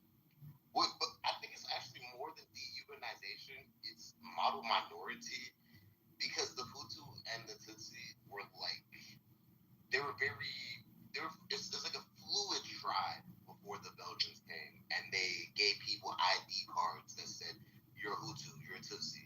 100 years before that, you could marry somebody in a different tribe. That's true. Yeah.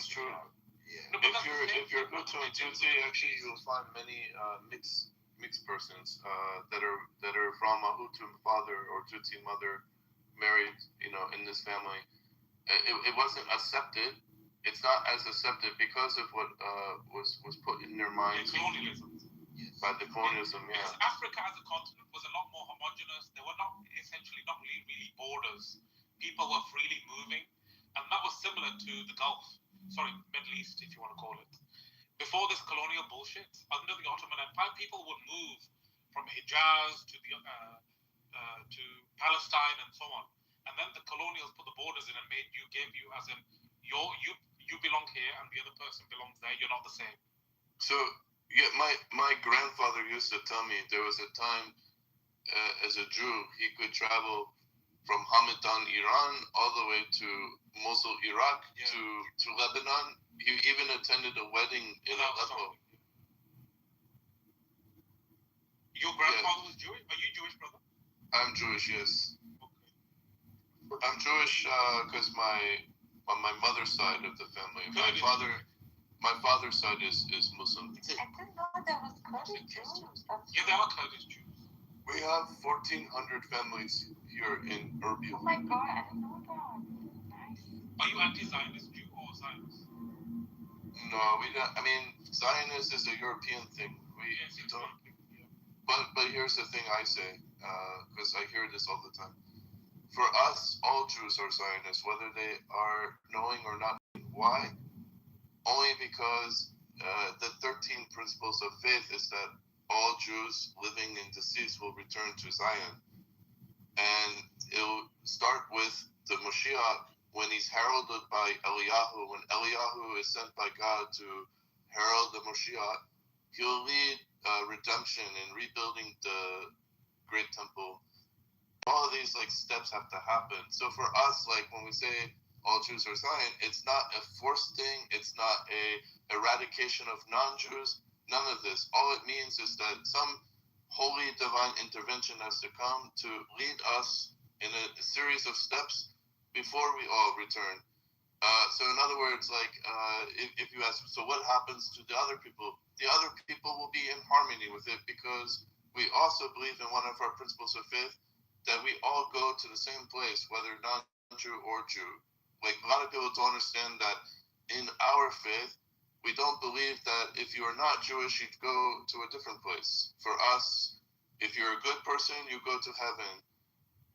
If you're a bad person, you may go to Jahannam. There's no Jew versus non-Jew.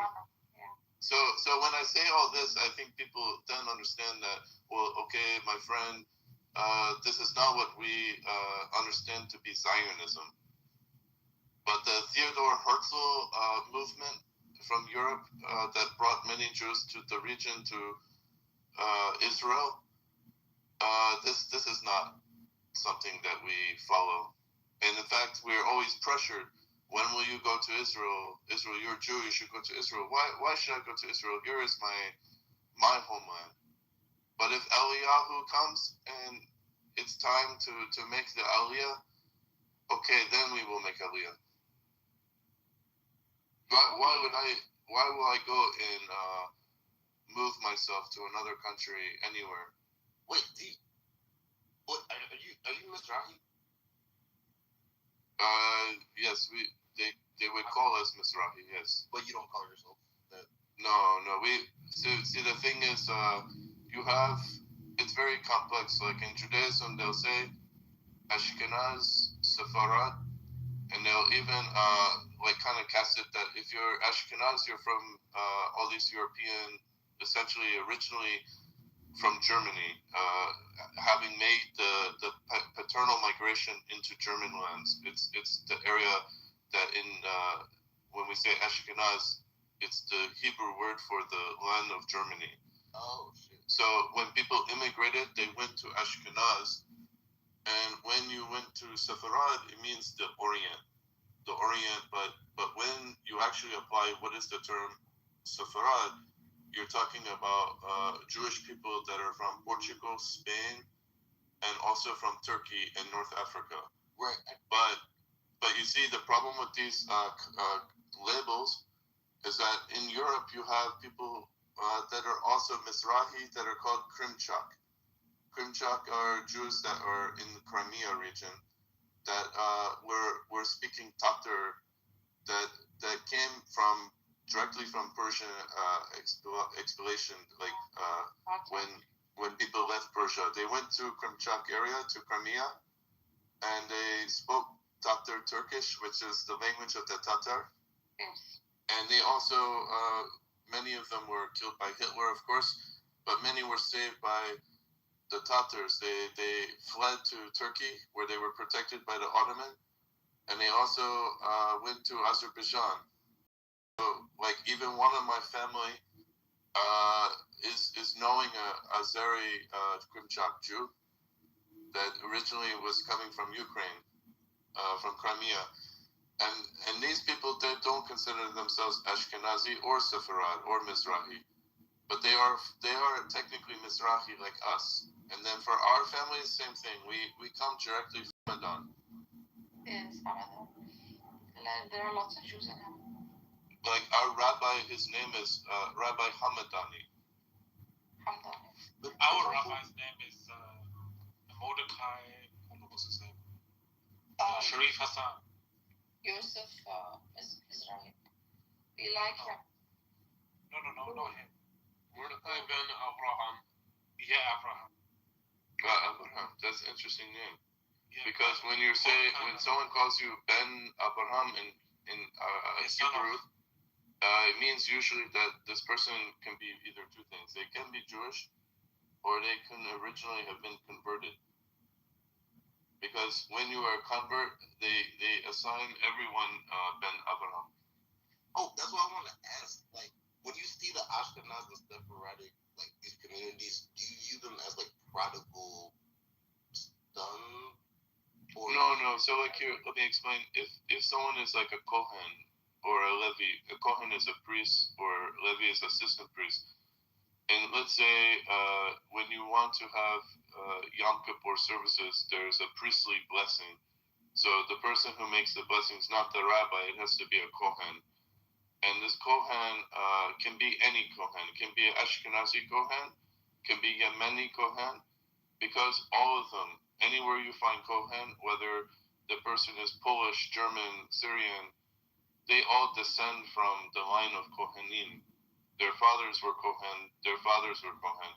They even, if you take DNA, have a Kohenite haplotype that shows that they have genetic, entire lines showing that they are Kohen. And this is like one of the things that people don't understand, that like in every Jewish community, you have this heritage descent, genetic descent, because we originate from a specific region. And if you spend a long time in that region, then you take on even the phenotypes that are observable from this area. So there is this kind of thing where in Judaism, if your mother is Jewish, you are Jewish, but your tribe is based on your father. So if your father is a Kohen, you are a Kohen. If your father is a Levi, you are a Levi. And so Ashkenazi, they have more admixture because they've been so for many years in European land. They have some European, but they always show that when they do a genetic test of Ashkenazi, that like the majority of their DNA is this Jewish grouping of DNA, and then they have a small percentage of other non-Jewish European, and then they have a certain large percentage of Roman or Greek type of DNA. And the reason, like if I go to Poland, take someone's DNA, it'll show that they're mostly Germanic, Polish, and all these areas. And if you take the Jewish from Poland and take DNA, it shows that more is coming from like this Israel, a certain percentage is coming from Rome, and then a small percentage Polish. No, it's quite interesting. We've learned a lot, brother. I just wanted to ask if anyone knows in the room, what's this new thing on this app? Popular people get coins, such as myself. How many coins have you got, Marcus? Just like gold and silver. Last year, I invested gold mutual fund because as soon as I heard those tariff, so what's called Fidelity Select Gold mutual fund was like only $31. Now is highest was 80. You just put there, don't touch. So you will like double, triple. Because you can put the low over in your full 3D like that. Yeah, just not like a physical gold, just a mutual fund. It's very safe. Mutual fund. Fidelity Select Go. Also, Also PSLV, what's called it's not from the US. It's Canada. It's silver mutual fund. Now those days today's is low, just $27. They will go up at least 50. So also mutual fund, don't touch them. Even though drop, just stay there. They will pump it back. It's much safer than the SP 500. SP 500 because right now SP 500 is from last October to now as a range. It's just to move around the site because lots of the hedge company they are trying to escape because they cannot see like a retail. So you just down. They have so much, so they have to take the days to unload it. So in 3 months they are unloaded. That's true. You should marry me and put me in your last will and testament, but that's true. Now you're really showing us that you're Jewish, aren't you? I'm not Jewish. No, not you, Tina, aren't you? Oh, no, that was not RJ. Oh, my apologies. I thought it was RJ. Oh, shit. Wow. No, I'm being very Jewish because I'm listening to Tina and I'm like, okay, I have all kinds of new investment strategies right now. I'm going to invest in that. In fact, I think I might buy some cobalt and also some diamonds, blood diamonds. That's actually extremely on brand for you if you did that.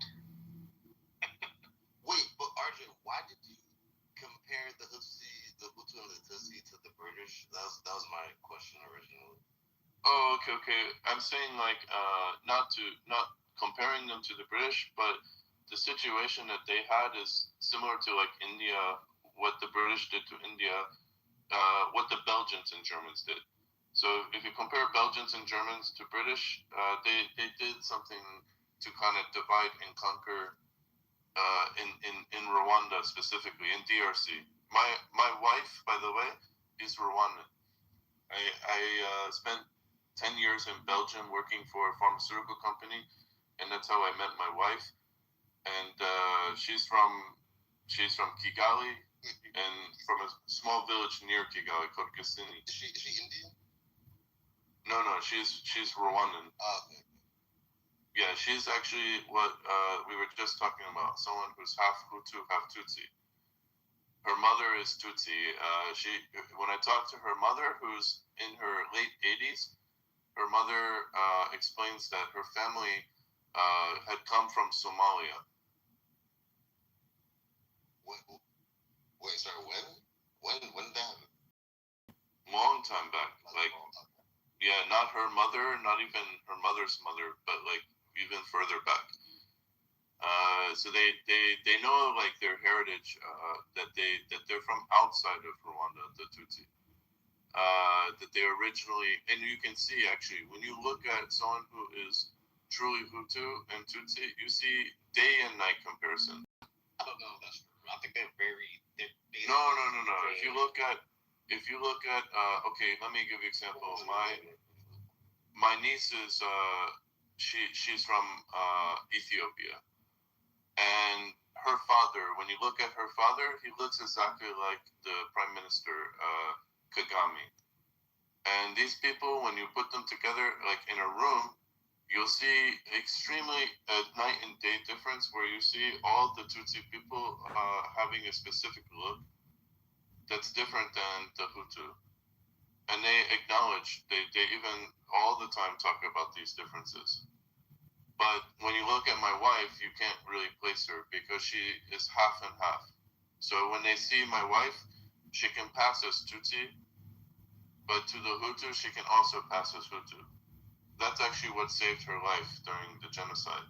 And I'm curious about the genocide, but like, man, I do think that these traits overlap with a lot, like between Hutu and Tutsi, like.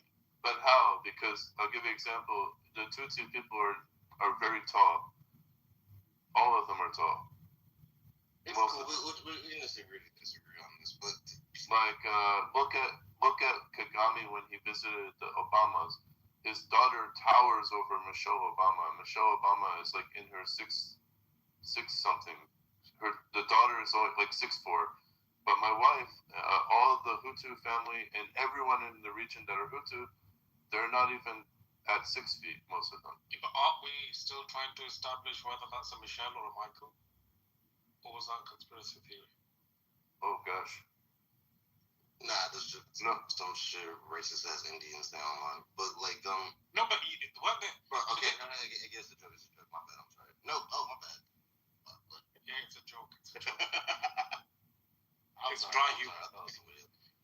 No, but you know, that's actually quite interesting. As in, there are racist undertones when they try and remove that womanhood away from her, right? Oh, there is. Yeah. Because it's the racist undertone against black women. I mean, that's why I reacted like this, because it's like people always think black women are masculine. Yeah. Kind of a conspiracy theory that she isn't. No, it's beyond a conspiracy theory. It's stupidity. Yeah, she has kids. She got whole ass kids. I mean, I hear you. I hear you, man. It's like the thing is, like that they can. I don't know. We just kind of have to agree to disagree, because, like, if you think it's a difference you can see, then there would be really no need to make government ID cards that say Hutu on it, right? Like, there'd be no need to have an identification card that says your ethnicity if it's clearly visible. But it's not clearly visible. It's not always visible because of the mixing. That's the reason. Not because of the one is this or that. It's whenever they have had children that have mixed, then you cannot tell. But if you're 100% Tutsi, like my mother-in-law, you can tell the difference between her and everyone else that is in the family that was Hutu, like her husband. But her husband, my who passed away, God bless his soul. He is like also half Belgian. So because his family came from DRC, so he's a Hutu, and somewhere back during the colonization, he's one of the people who is born from like a white person. And like the way they explain it is like, I don't think it was consensual. Like there are a lot of people who are raped, and then the woman would give birth to a biracial child, and he's one of them. But he was a very handsome man, and he married his wife, who's a Tutsi, and because of that, her own family, her mother and father disowned her. She was disowned from their family for marrying a Hutu. And she lived in the countryside, and when the genocide happened, so many people were protected because there was some kind of thing that the Hutu people had so much respect for this woman. Because she married a Because she married a Hutu, and she kind of was disowned by her family, and she also was very religious, so she would always like help all the people in the village. She likes, like, if you give her money, it's not her money. She gives the money to other people. To give her, the best gift is to give her $100. She will take this $100 and she'll distribute it to everyone who's in need. So the people in this village area, if you go, like, I mean, I'm trying to talk many miles from one mountain to another mountain to another mountain, they all know Marcela. To them, she's like the queen because she helps everyone. She's 85. She has like 15 adopted young children that that are orphaned that she takes care of, like her own children. Even to her death, she will be raising other people's children as her own children. Yeah, that's really cool. You said what's your name? Marcela. Marcela. Yeah. No, that's a cool person. Do they have any views on polygamy? Oh my gosh. So So here's the funny thing. My daughter, when she was young, we went to Kigali, and she saw Kagame, his caravan of limos. They were driving by very fast, and they slowed down, and the windows rolled down, and it's Paul Kagame waving at my daughter, waving at him. Okay, but when we were in the airport, the security person, like in customs, asked my daughter, "What's something you know about our country? What's the name of our leader?" And she was so young, she said, "Kigali, Kigali. Kigali is the name of the city, not the name of the leader. Sounds similar." And he laughed, and he goes, "Oh, you're so close, almost. It's Kagame." And she's like, Kagame. My wife almost had a heart attack. Because in Rwandan language, when you don't like Kagame, they call him Kagormi. So for many, many years out in America, whenever she talks about Rwanda, they say Kagormi. Kagormi in their language means someone who likes to eat other people in a way that like they're fat, greedy, and they even eat their own people. So if she had said this to this custom person, the name of the leader is Kagormi, then the people at the airport automatically will know where my wife lies in her political views. And that's a very dangerous thing. No one shares or is allowed to talk about their political views in that country. Like you cannot sit outside and say the word Hutu and Tutsi. If you say the word Hutu sitting in your yard, 10 people will hear, what did he say about the Hutu? What is that this foreign person saying about the Hutu? Or why is this Rwandan person saying something about Hutu? And you don't know who's listening. The Hutu or the Tutsi or what? It'll cause people to have conspiracies about you. So that's how dangerous the country is. Because if you are a dissident or you're someone labeled dissident, they've sent assassins to as far away places like Atlanta, Canada. People, Rwandans living in America, they've been assassinated like in their states, in the U.S., in Europe, and everywhere. Also, if you're a foreign person, you come to Rwanda, like if you're African American or white, and you come to Rwanda place and you start a business, maybe you marry a woman and you start a business. Within 2 years, that business will belong to the prime minister or his wife or his daughter. Wait, what? Wait. Yeah, they will steal it from you. Oh, real? Okay, so but like, can you please expand on that? What do you mean by steal? Is like they take the ownership? They take the ownership. Yes, like a man came and there was a nice concept. It was called, I forget the name, but there was a coffee house that he started a chain that's kind of like Starbucks all throughout the country, and this became very popular. And next thing you know, there's like this thing like this man was distributing drugs and running a prostitution ring and visiting prostitutes, corrupting the morality of our people and our nation. And he's been sent back to his origin country for imprisonment. But we will now take over the business and make sure that everyone keeps to enjoy the brand and the products. So they transferred the ownership, they changed all the banking that was for this business to the family.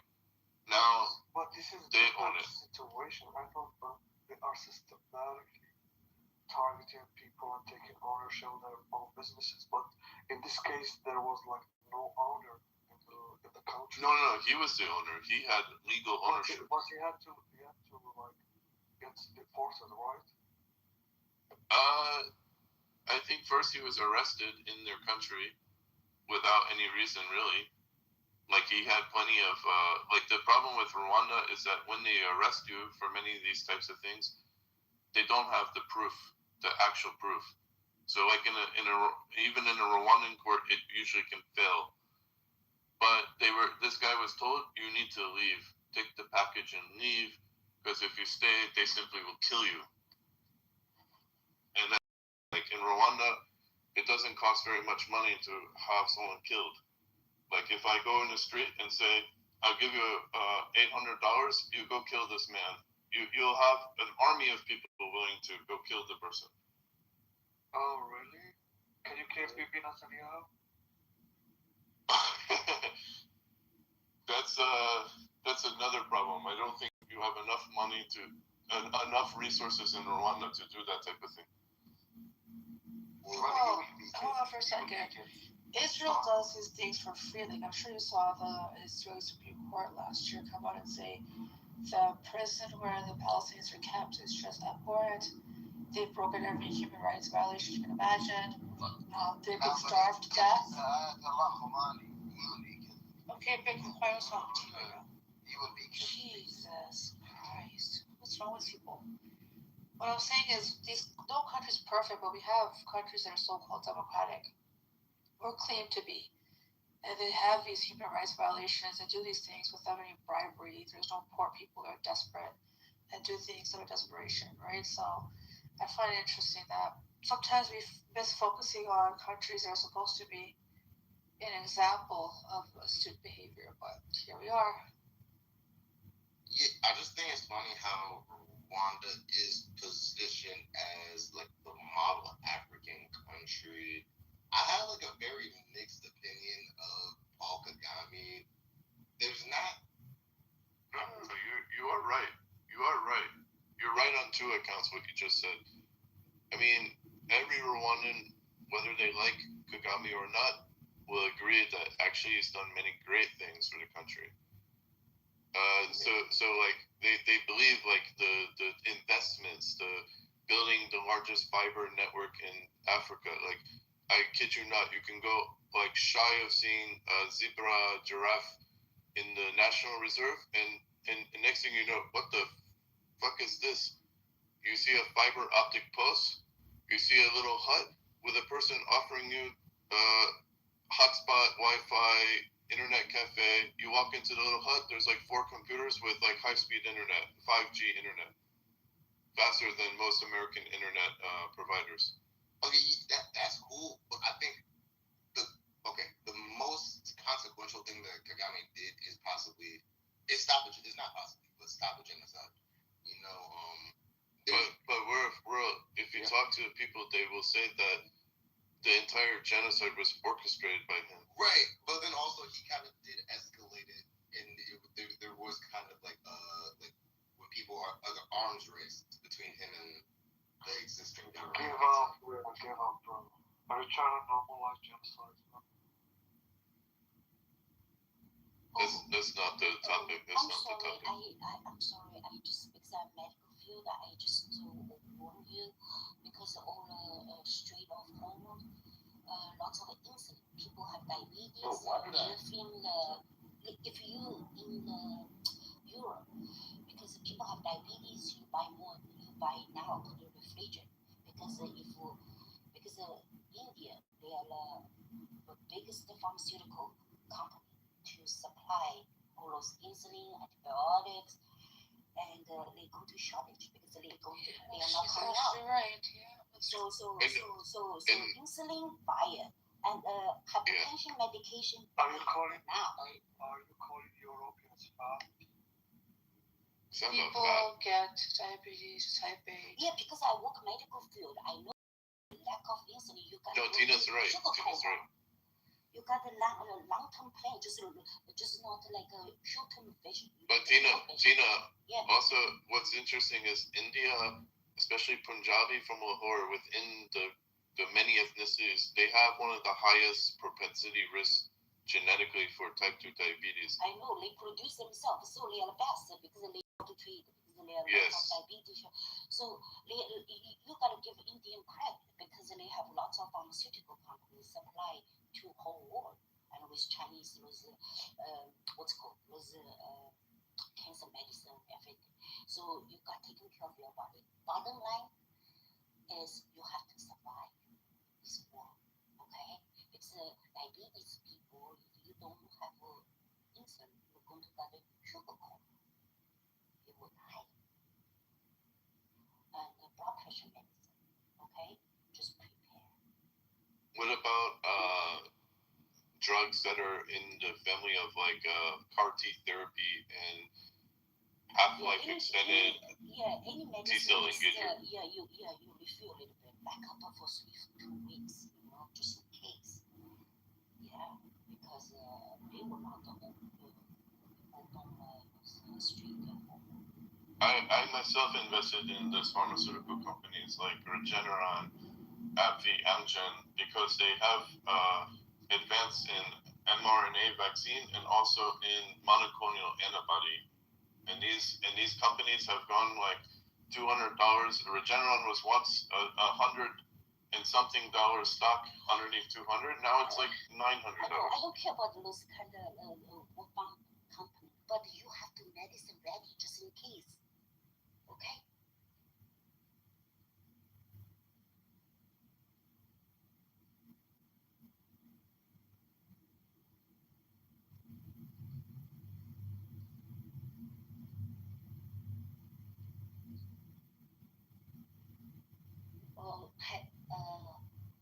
Hypertension medication, anti-hypertension medication, and those anti-diabetes medicine. That's very important. You cannot.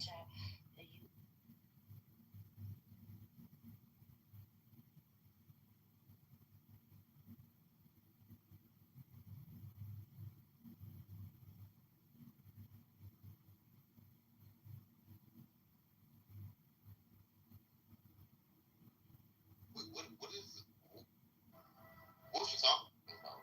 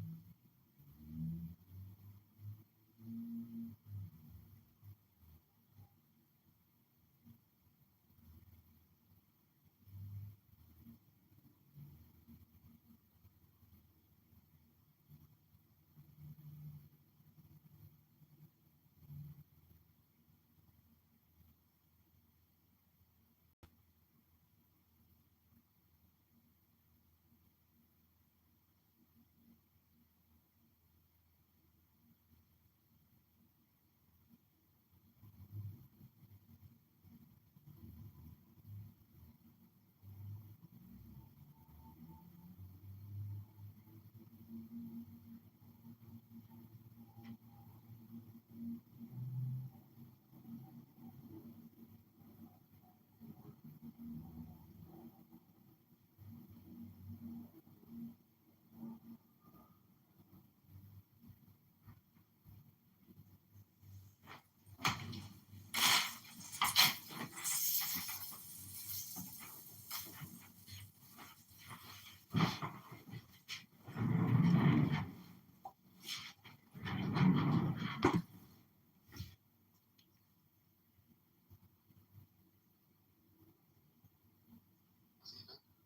can't just, you speak up and it's a little different out there, obviously, than speaking up in America or in LA, right?